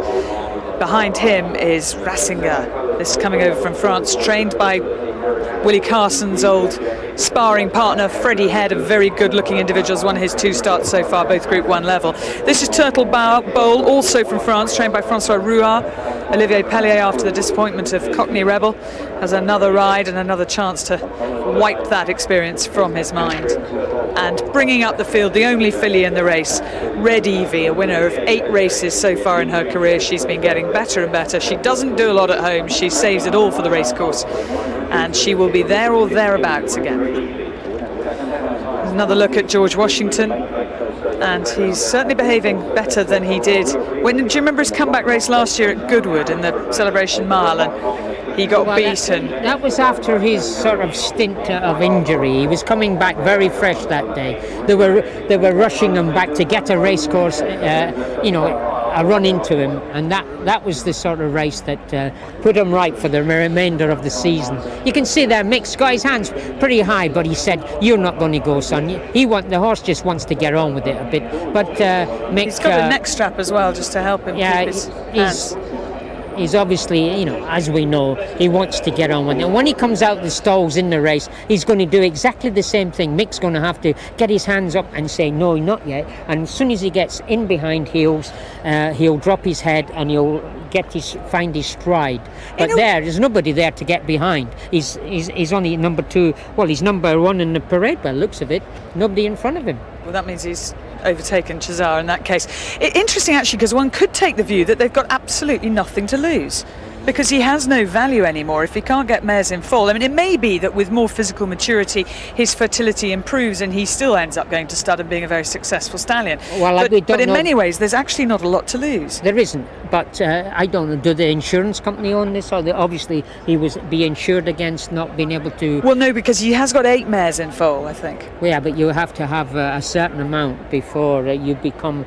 it's happened in the past with horses like Cigar, who's owned by the insurance company now, and there are a few others where it's happened. But maybe he'll come back and still be a stallion. He might get more mature, as you said. He might get old. Things might change. The vets might be able to give him something to help him along. I don't know. Well, for the next 5 or 10 minutes... That problem. I'm sure you haven't. Thank you for sharing that with us all. For the next 5 or 10 minutes, all George Washington is concentrating on, and everybody at home, is can he win the Queen Anne? He's favourite. Let's take a look at the betting with Angus.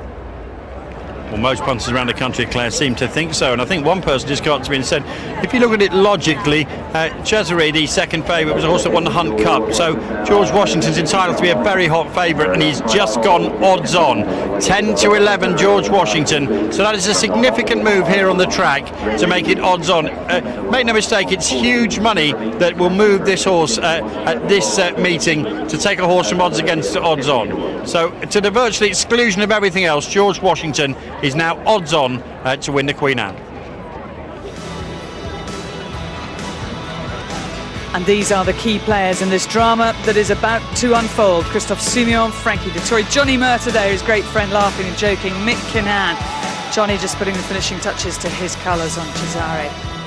And there, the eyebrows of Mick and the big eyes of George Washington. Ryan Moore, back from injury, the champion jockey from last year. That's Karen McAvoy. And Christophe Soumillon as well.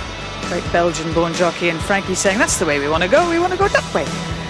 Olivier Pellier and Jamie Spencer, they are the men who will be gunning down this straight mile course in the Queen Anne. Well, down here in the paddock, I tried to grab a word with the trainer of Cesare, James Fanshawe, the tall guy with the glasses. He said that he's a bit superstitious. Cesare does have a very good chance. He's unbeaten over the straight mile here at Ascot, and he ran his last race, which he won in the listed race, in a very impressive time, and the form of that race is working out pretty well. He does have a good chance, and the fact that James Fanshawe is superstitious about coming on certainly suggests that he's well fancied. Now, two horses to talk about from the Godolphin team who've had a terrific record in this race. They've won it 5 times in the last few years, and they've got Ramonti, who's the first choice. Frankie Dettori rides. He went down to post early. Said bin Sarur, I spoke to him before he left the paddock. He said that Ramonti went down to the start early because he's slightly concerned that if he gets in amongst too many horses, he gets a bit uneasy, loses his cool a little bit, gets a bit too hot under the collar. So Frankie Dettori went down early with Ramonti. As for Notability, he is not in the race as a pacemaker. At least those are the words of Said bin Sarur. They're about to load up into the gates. There is Jeremy, trained by Sir Michael Stoute. He's one of 3 in this field that won at the Royal Ascot meeting last year. He won the Jersey Stakes. He was a good winner at Sandown first time out this season. I thought he was a little bit disappointed at Newbury when he was beaten into 5th place behind Red Evie. Yeah, he never really travelled at Newbury. He travelled good at Sandown and picked up really readily, but he was slightly disappointing at Newbury. But he's got a bit to find here. Comes from store number 6, Ryan Moore on board. So let's have a look at George Washington, safely loaded up. Next to him in the white and red jacket is Jamie Spencer on Red Evie. Only 2 more of them to go forward then into the stalls for the straight mile here. Here again is Jim. Second Group 1 of the day. This one on the straight course. Going forward, Ramonti. 8 runners are ready. Set for the Queen Anne. Set, and they're racing. Good start too. Notability of the white cap near side, one of the first away, but wanting to go on is Frankie on Ramonti and takes it up early. George Washington restrained over on the far side. Won't appreciate this slow early pace. Up there too is Turtle Bowl, and just in behind them Cesare, followed by Rassinger, Jeremy, and out the back is Red Evie. On settling down now, they're coming up the centre of the course, dead centre, and the leader is Ramonti and the Godolphin Royal Blue by half a length or so to Turtle Bowl on the near side. The white cap next of Notability, and behind them is George Washington, held up on the outside of Rassinger, another white cap there in the centre. Cesare in the red, white and blue, followed then by Jeremy and Red Evie in the white and red as last. Racing up now past halfway, and the leader still is out in front here, Notability, I should say Ramonti from Notability.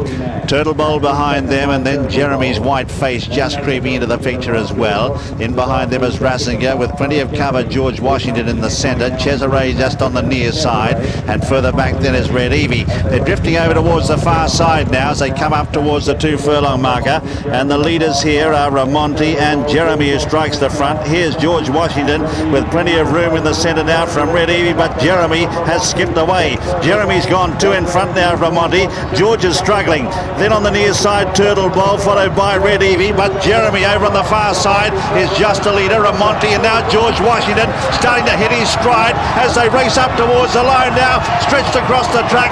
Ramonti there with Jeremy and George Washington, Turtle Bowl. Just behind them on the near side is Cesare. Further back in the field then Rassinger from Red Evie and Notability. Well, what a finish. What a finish indeed. Now let's have another look at it. Jeremy on the far side, Ramonti in the centre, and Turtle Bowl. Looks like Ramonti. Yep, just from Ramonti has just got there from Turtle Bowl or Jeremy. That's very, very tight. 4th then is George Washington, and further back Cesare. A long gap then to Rassinger and Red Evie behind them. So what a finish indeed, and stretched right across the track. Very, very confusing indeed, but Frankie Dettori has got back up on Ramonti. Here it comes. Stand by. First number 6, Ramonti. Now the second will be interesting. Second number 3, Jeremy. Third number 7, Turtle Bowl, and 4th number 2, George Washington. Well, he was struggling some way out, George. I thought about 2 out. Then he just started to hit his stride again with about 100 yards to go, and they were stretched right across the track, and Ramonti has got there from Jeremy. So Ramonti, owned by Godolphin, trained by Said bin Sarur and ridden by Frankie Dettori, the winner. Second is number 3, Jeremy, ridden by Ryan Moore. Third is number 7, Turtle Bowl, Olivier Pellier, and 4th number 2, George Washington. ridden by Mick Cannan. Distances are short head and the same. Short head and the same, and the time was 1:37.21. There is 0.07 of a second outside the record. There's George Washington near side. He had nice cover in the middle stages of that race. Not really any excuses, but there is your winner, Ramonti, ridden by Frankie Dettori. What an extraordinary race. You could have thrown a blanket over the first four. George Washington didn't help himself by pulling too hard early on, and actually when Mick Cannan gets after him, he runs on again. But Ramonti from the front, not often you see a horse headed, and he definitely was headed by Jeremy, come back and win the race. And Frankie's, you know, done it beautifully. I feel sorry for the connections of Jeremy, because he's won the race every single step bar on the line. Well, obviously, when he goes past the two, he says, right, let's go for it. And he goes towards the far rail, gets onto the far rail, gets clear of his field, and then just obviously he's done enough. And Frankie Dettori's horse just stays on the one pace and keeps straight up the middle, and he just gets it on the line. But Ryan Moore must have thought he had this race won, but he's just got caught just on the line. And George Washington is running on again. It was interesting because you could see Mick think, shall I get serious with him or not? Decides, yeah, I will, because I think he might be taking the Mick, and the horse really comes out for him. I think George Washington will improve a lot from this, but Ramonti, who's a very good horse from Italy, you know, Godolphin let's not forget, hey, listen, when was the first time they had a Group 1 winner in this country? I think about 4 years ago. This is a big story. Godolphin have been in the doldrums here, and yes. Frankie will have a huge flying dismount. Nothing is going wrong for Frankie. He can do no wrong, but the main thing is he's back in the winner's enclosure here for Godolphin, for Sheikh Mohammed. There will be big smiles with them. And the jockeys would be saying at the 2.5 mark, they were all looking around for Mick Cannan, where is he? And they'll all be looking, you know, playing the cat and mouse game, and that is why the race was run like it was. I'm sure if Frankie rides this horse again, he might make a little bit more use of him, let him go a little bit faster, let him use his stride, and the other horses won't be able to catch him. So, ladies and gentlemen, the second Group 1 of the day. No, the distances are short head and the same. Short head and the same, and Frankie Dettori coming back here in the royal blue colours of Godolphin. A Group 1 winner for them. And he's absolutely delighted, as he said after his Derby win. Next thing he wants to do is to win the Derby for Sheikh Mohammed. There is Sheikh Mohammed, and that was a racing certainty. They are very close, employer and employee.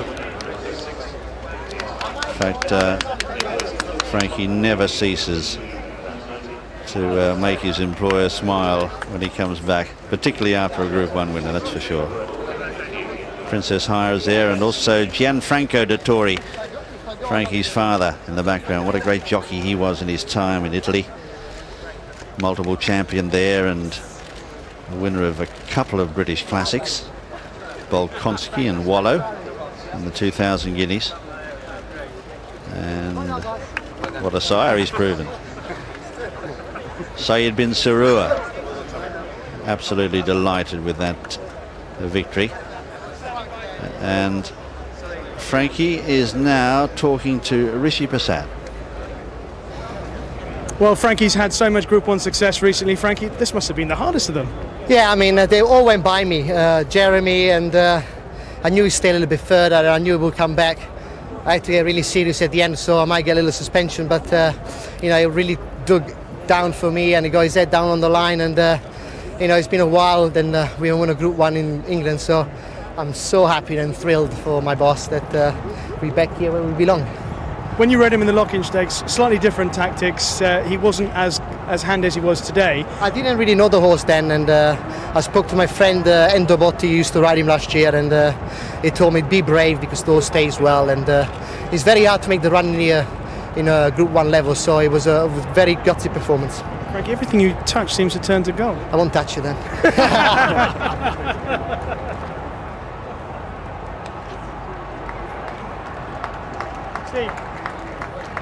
Well, Ramonti wins for Frankie Dettori at 5-1, with Jeremy at second at 14-1, with Turtle Bowl third at 33-1. Ramonti touched a high on Betfair at 23-1 in running and won by 2 short heads. 5-1 Frankie gets the money from Jeremy in second, and Turtle Bowl with Olivier Pellier third at 33-1.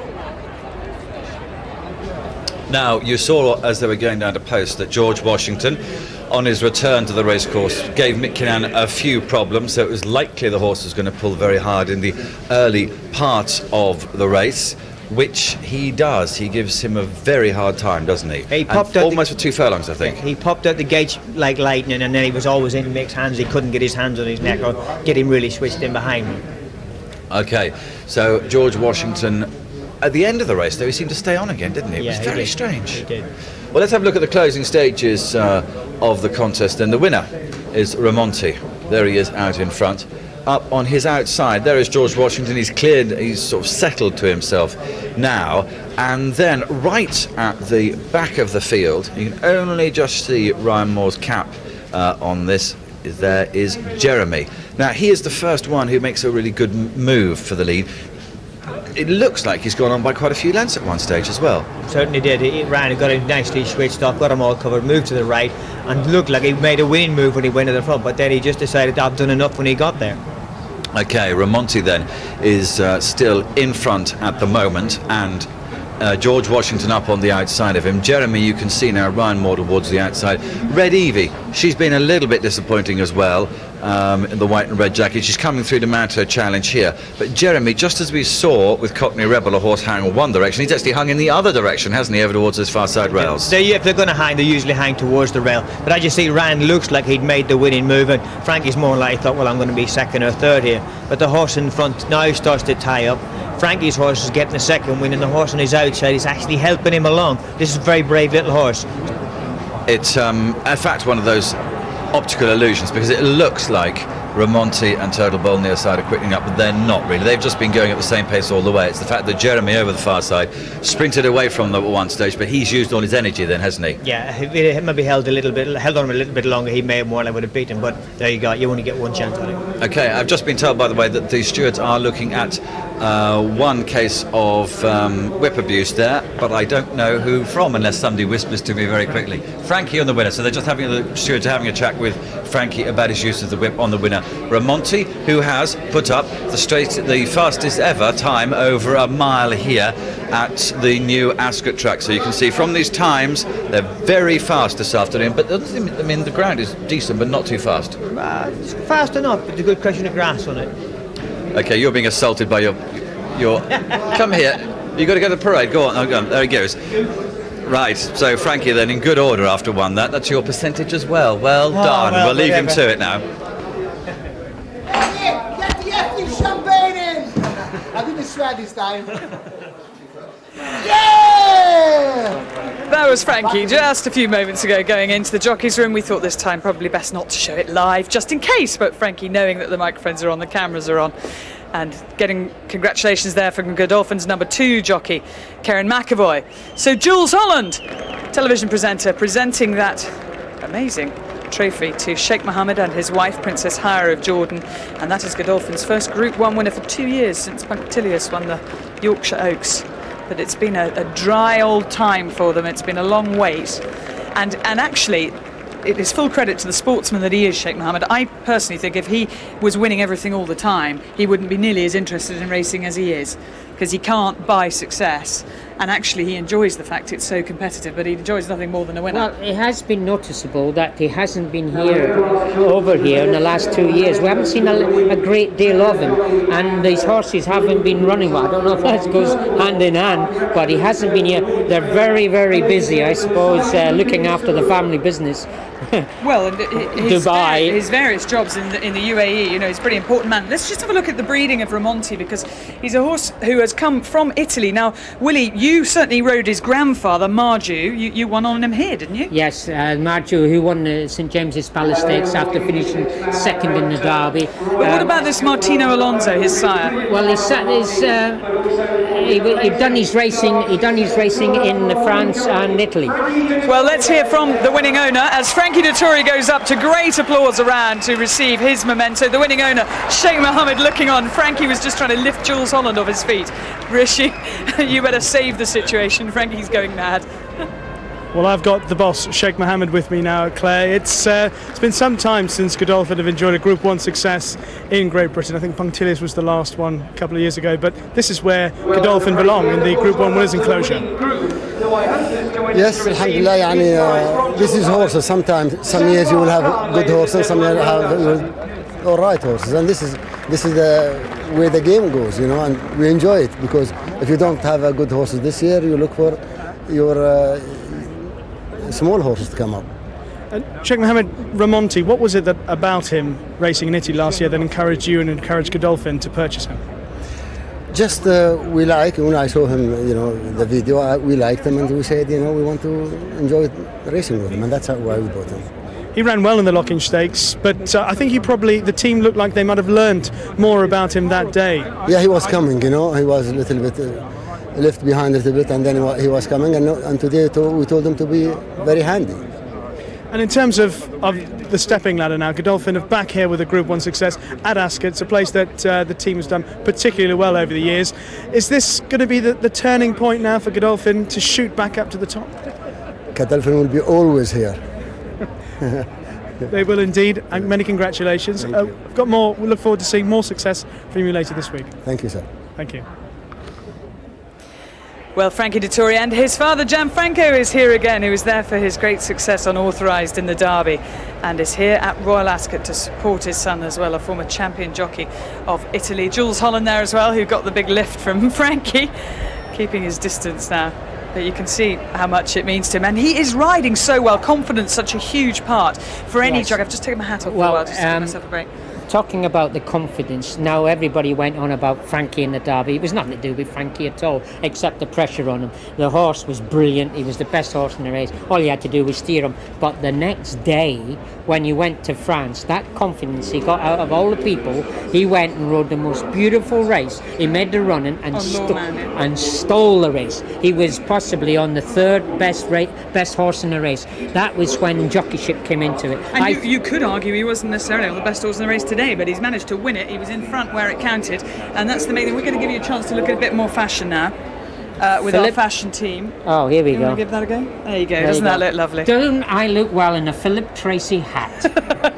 Let's join the experts. Here's Julia.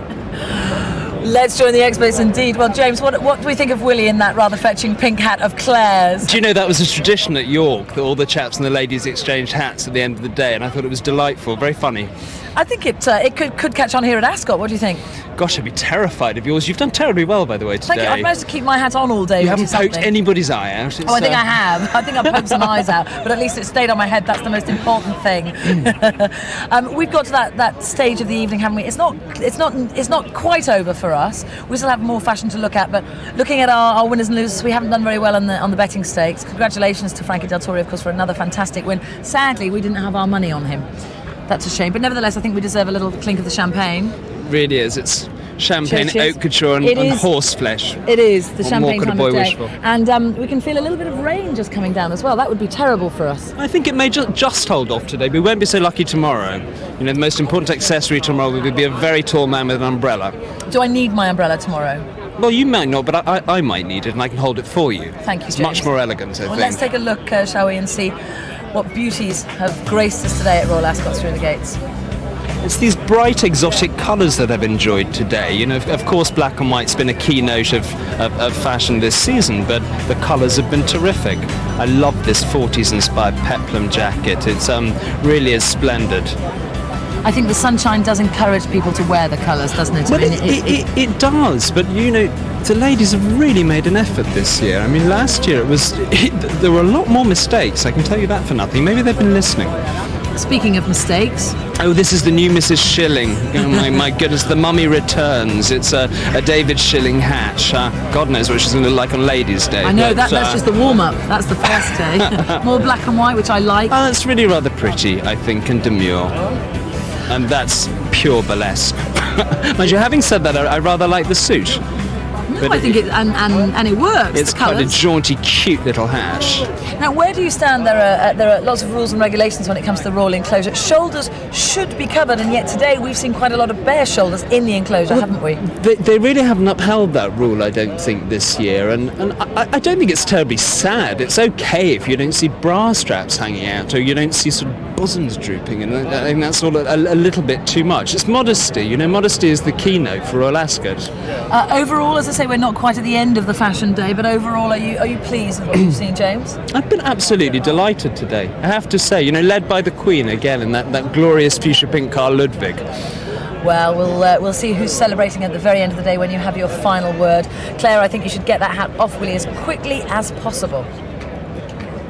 Well, thank you to our fashion team, and they've been taking us around the huge crowd here today. Willie's just told the crowd, because he likes to talk to everybody, that it's going to rain in 10 minutes. He thinks it'll rain in 10 minutes. Thank you, by the way, for all the emails and faxes and texts that you've sent. We'll get through a few of them later. But first of all, I think this will be of interest to you because you may have remembered the last time that George Washington ran here at Ascot in the QE2, we had Kelly Marks on.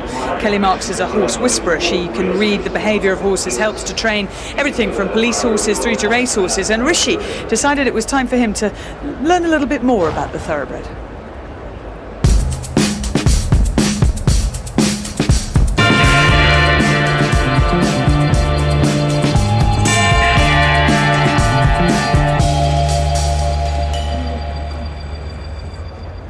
We use join-up as part of the process of getting a horse to trust and bond with human beings. I'm going to change direction again. If you can communicate with a horse in his own language, they start to look at you in a whole new light, like, you know, human beings could have intelligence. No predator comes in and then walks away. And the other thing is, this join-up process gets them to see the human being as the safety zone. I'll see if I can unclip and if he'll come. There we go. Good boy. Doesn't mean they're never going to be frightened again, but what they do know is that if they're frightened, they've got somebody that they can trust.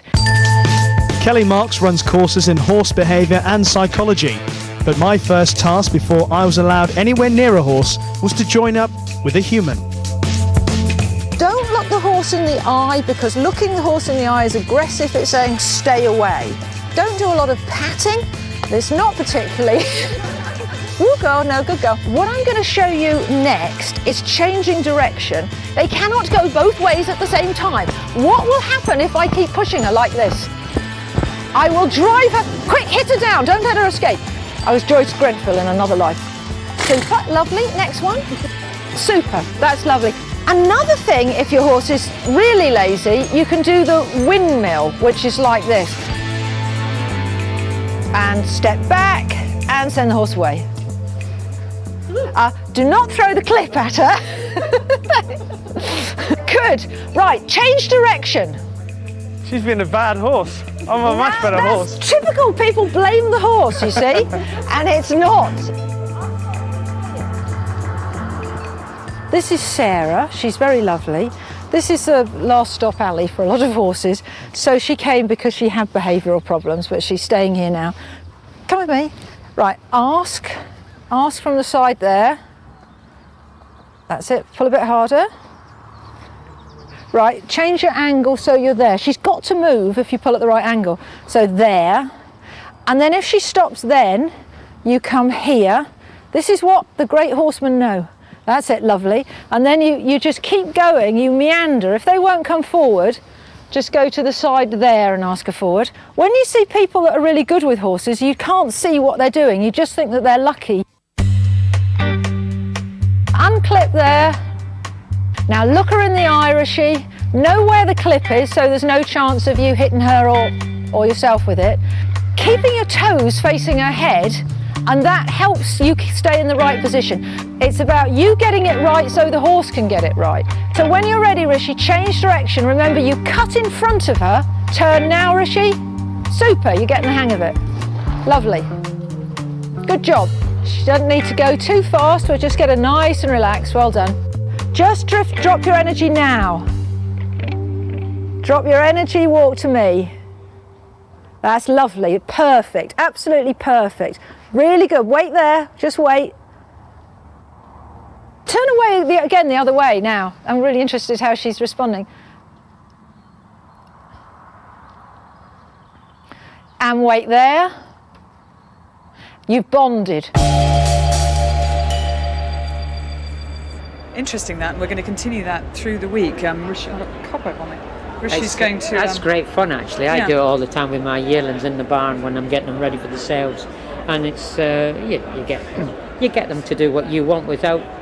Your body language is telling the horse what to do. And thanks to Kelly for all of her cooperation over that, and they spent 2 or 3 days down there filming, and during the filming of it, Kelly sadly lost her father, Doug Marks, who was a great character, a real eccentric, a real comedic man as well, and talented. He rode a classic winner while he was still an apprentice, went on to be a successful trainer with horses like Golden Fire and Fireside Chat, and died about 10 days ago at the age of 85. And he was a man that sponsored a race at Brighton himself just for the fun of it. He was the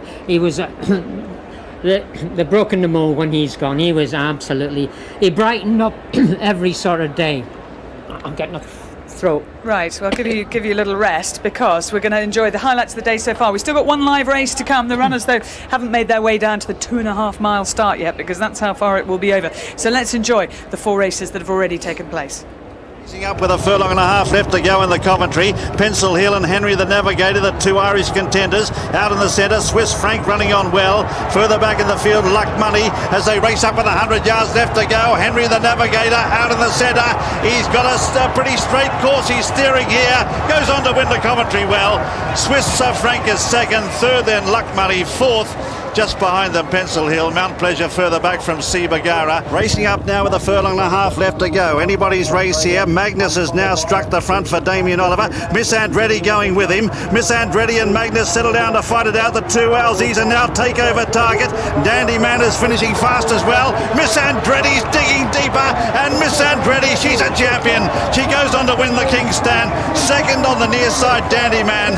Third just behind them, Magnus. Fourth takeover target. A 1-3-4 for Australia. Here come the challengers now. Jack Jr. pulled out for a run with Dutch Art. Astronomer Royal has got plenty of room now, and Cockney Rebel taken to the outside is starting to sprout wings. Just over a furlong left to go now. Duke of Marmalade the far side. Here come the challengers. Astronomer Royal, Dutch Art, Cockney Rebel right down the extreme outside. Duke of Marmalade and Excellent Art is forcing through.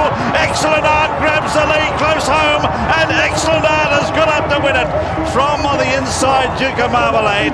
In third then is Astronomer Royal. Further back in the field, Dutch Art from Krakador. Cockney Rebels finished out in the centre of the course. They come up towards the 2 furlong marker, and the leaders here are Ramonti and Jeremy, who strikes the front. Here's George Washington with plenty of room in the centre now from Red Evie, but Jeremy has skipped away. Jeremy's gone 2 in front now of Ramonti. George is struggling. Then on the near side, Turtle Bowl, followed by Red Evie, but Jeremy over on the far side is just a leader. Ramonti, and now George Washington starting to hit his stride as they race up towards the line now, stretched across the track. Ramonti there with Jeremy and George Washington, Turtle Bowl. Some great finishes so far, and some interesting emails as well. D. Pearson says, do horses get jet lag like humans do? Not those Australian horses by the looks of things. They do. They get dehydrated, and you have to get electrolytes into them. But obviously, as we saw the results of those Australian horses travelling 12,000 miles, nowadays they know how to, sort of counter-react all the things that can go wrong. And one here from Wendy, who says, has the new course and enclosure changed the atmosphere of Royal Ascot? Do you feel it's kept the same magic whilst bringing us into the 21st century? There's always magic here at Ascot. You've seen the magic on your screens today. All these lovely horses and the lovely stories that happen day in, day out. And the atmosphere, you hear people clapping, and we even get barrack now and again, Claire, don't we? Now and again.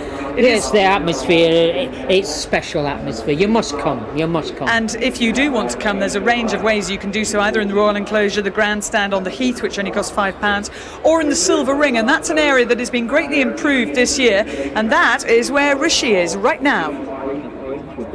I am indeed, Claire. The PA blasting out in the background, and the new facilities here at the Silver Ring. A couple of people I've just found who've been here in the Silver Ring before.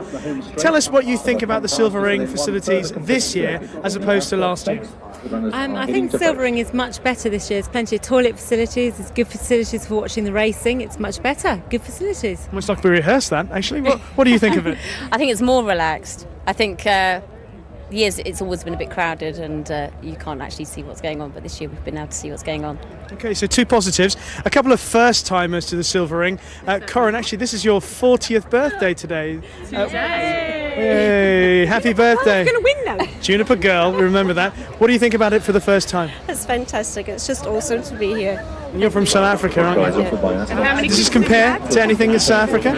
I've never been racing in South Africa, so no, it's fantastic. Okay. Well, you're a first-timer here today as well. What do you think about the reserve seating? I mean, is it easy to see all the action? It's fantastic. When you're sitting in reserve seating, you get a fantastic view of the horse racing. Okay. Superb. Are you girls winning any money? I haven't. No! I've won money. £10. £10. Drinks are on you. Thank you very much. Well, I thought we sent Rishi down to the start here, the 2.5 mile start, 4,000 metres, but he's obviously got sidetracked there. But let's have a look at the runners and riders for this race. It's the longest race on the card today, and it's the second longest race of the week. Only the Queen Alexandra over 2 3/4 miles surpasses it for distance. 1 is Kashtari, Daryl Holland. 2, Juniper Girl, is Luke Morris claiming the 5. 3, Enjoy the Moment, is Martin Dwyer. 4, Afrad, Michael Hills. Odium is Steve Drown. Grafton Street, Mick Cannan. Leg Spinner, Johnny Murta. Full House is Jimmy Fortune. Nobelix is Jamie Spencer. Lissard is Shamie Heffernan. Blinking for the first time, this horse, Lissard. Princelet is Fran Berry. Wing d'Argent is Neil Callan. Raslan, Ryan Moore. Melpomene, Jean-Pierre Guillambert. McEldowney, Joe Fanning. Scotland Yard is Christophe Soumillon. Inchnadam is Philip Robinson. Somtala, Hugh Bowman. Adopted Hero, Ted Durkin. And Raucous, Mickey Fenton. 20 runners for the Ascot Stakes over 4,000 metres or 2.5 miles. And here's the betting on this race 5.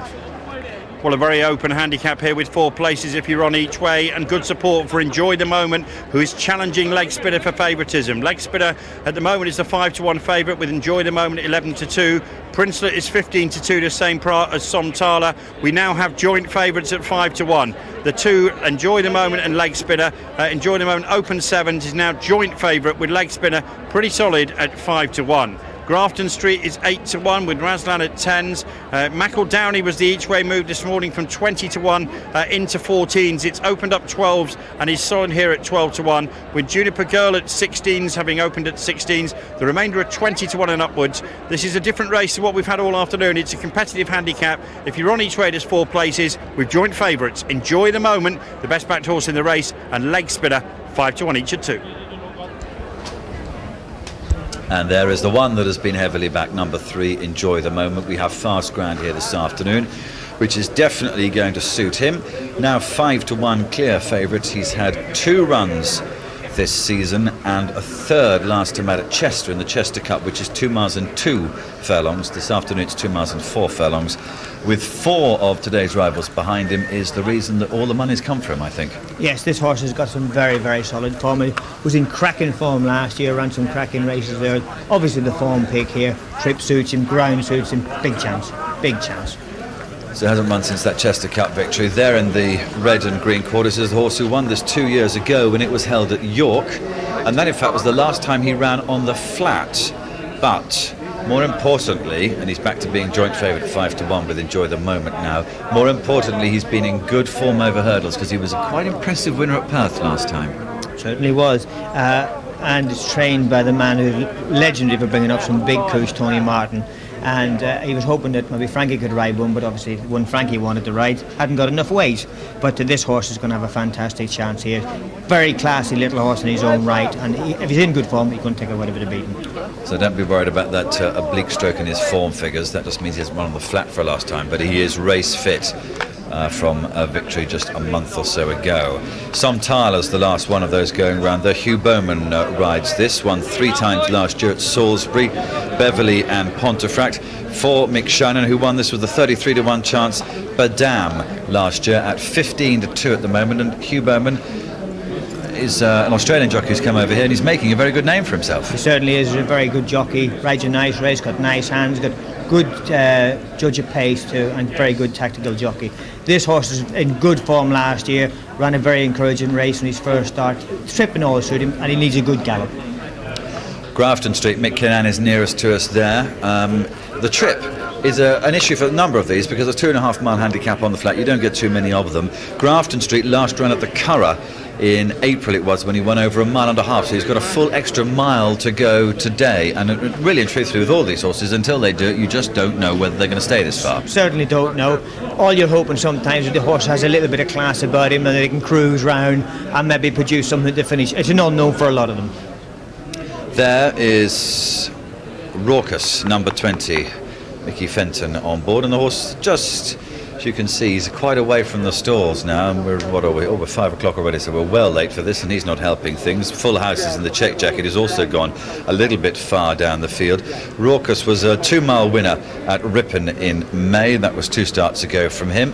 He's on the way back to the gates, but I think we can go back to Angus because there's more money, Angus, for Enjoy the Moment. Yes, the money continues for Enjoy the Moment. Now a clear favourite at 9-2, having opened up at 7-1. Good old-fashioned Ascot gamble taking place here. Reverse favourites, leg spinner touched 11-2, but that's pretty tight at 5-1. Som Tyler is 15-2, it's 8-1 bar.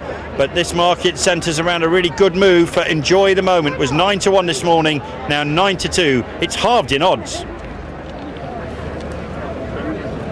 So the final few going in. You wanted a quick word about Full House, number 8. He's nearest to us there. Yes, he was a very, very smooth winner. Quite a competitive racer at Goodwood, and the handicap was putting him up £8 for that win. But I think he'd obviously take a lot of beating. He stays well, a great big strapping horse, and the race will be run to suit him. Right, he's the last one in. He won at 20-1 this afternoon. Let's see if we get a 20-1 winner of this. They're ready and they're racing in the Ascot Stakes. Away to a good start to McEldowney in the blue jacket on the outside, one of the first to show. Up there too in the early stages, Raucous over on the far side, and also the favourite Enjoy the Moment has taken up a prominent position on the inner and about 3rd position, green quartered cap. The white cap just beside him is Odium, and further back in the field Lissard. They're followed by Raslan on the outside. The grey is Kashtari striding up out deep.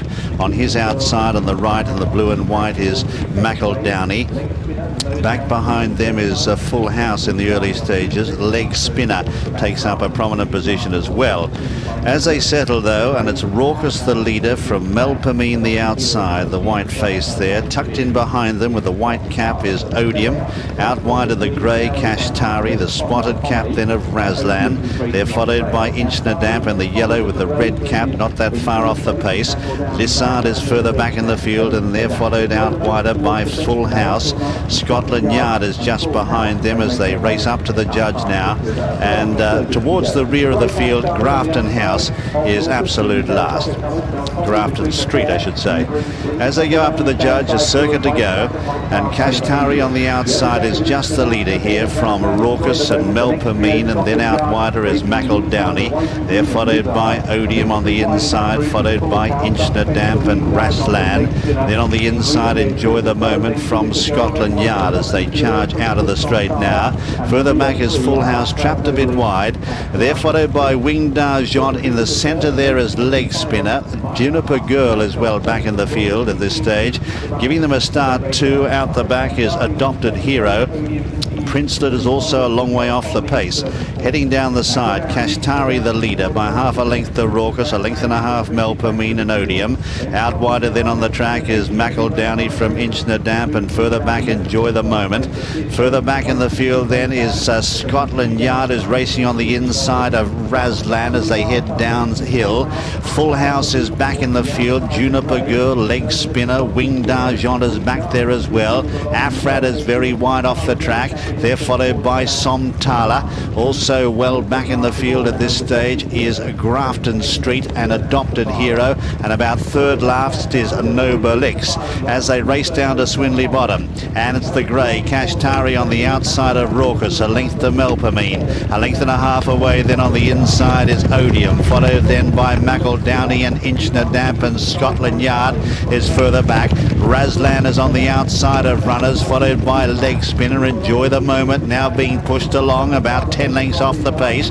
Full House is fairway back in the field. Somtala is next on the inside. Winged Argent with the yellow blinkers scrubbed along. Juniper Girl and Princeton out the back, as all the time they're climbing. Adopted Hero well back, and Grafton Street about 15 lengths off the pace as they're climbing up now towards home, and they come inside the 5. Raucous on the inside of the grey Kashtari. Melpomene's had a charmed run.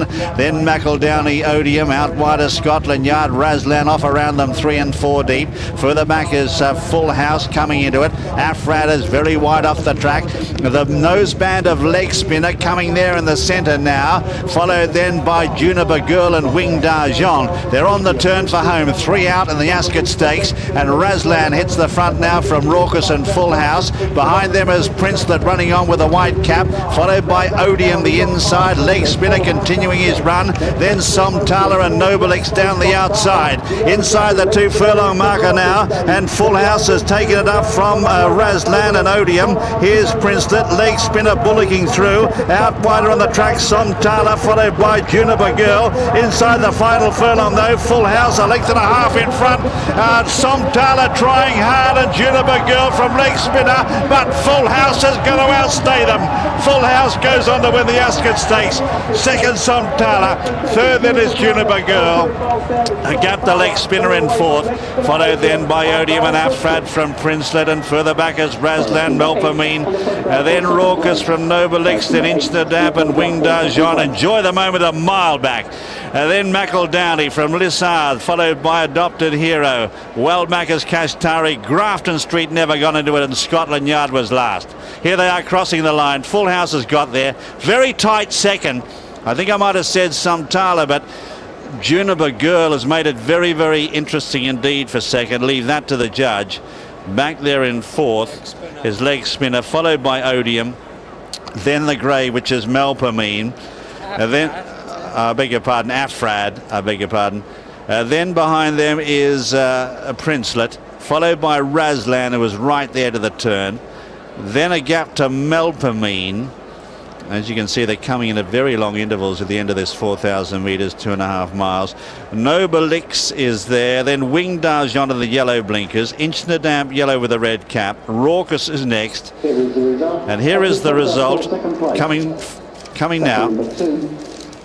Second is number 2, Juniper Girl, and third is Somtala. That's official. Second, Juniper Girl. Third, Somtala. And fourth is Leg Spinner. But no doubt about the winner, Full House, ridden by Jimmy Fortune. Well, Full House is a horse who won at Goodwood last time out, went up £8 in the handicap because of that win, which really meant that some people thought that that might be a bit too much today. Well, after the plan was to win at Goodwood, but when he won such a long way and went up £8, they thought they scuppered in winning this race today, because £8 is over this distance is 8 lengths. So the handicapper has got it right, hasn't he? He's only just won by half a length. So Mr. Webber, well done, sir. That was a very good win there, and he's just got the handicap spot on. And a big fight for second place. Juniper Girl, Luke Morris getting up right on the line to take second ahead of Somtala, who's run an extremely good race, and Leg Spinner, who was joint favourite in the end, has got each way back. As if they're back to each way, that's fine. You finished fourth. Leg Spinner, he had a bit of trouble finding about him. He got in the last 2 furlongs, or between the 2 and the half furlong. He was getting buffeted around a little bit. So confirmation of a great result for the bookies. That there was a couple of big gambles that went astray. Confirmation there that Full House was the winner at 20-1. Second, Juniper Girl at 16-1. Third, number 18, Somtala at 15-2. And fourth, number 7, Leg Spinner at 5-1. Full House wins at 20s. Well, this track is obviously lightning fast. 4:18.29 the time, 2.16 of a second, 2.16 seconds faster than Yates's record. So Yates has got the chance, I suppose, later in the week to actually win that record back. Half short head for the distances. Great day's racing today, but what about the fashion? Let's have a look at the best and the worst of the fashion. James, take us through it. Well, I certainly thought this lady was a little bit too drab and shapeless. It does hurt me to say so, but there it is. It doesn't hurt you at all, James. And this is far too bare, I'm afraid. The bare toes, and look, there is a zip at the back and a bare back. It's not... It's not Royal Ascot. It's not Royal Ascot. Needs a little more support, I think. This lady is just perfection. She's perfection. It's everything I would like in a Royal Ascot lady. And this girl's such a pretty face.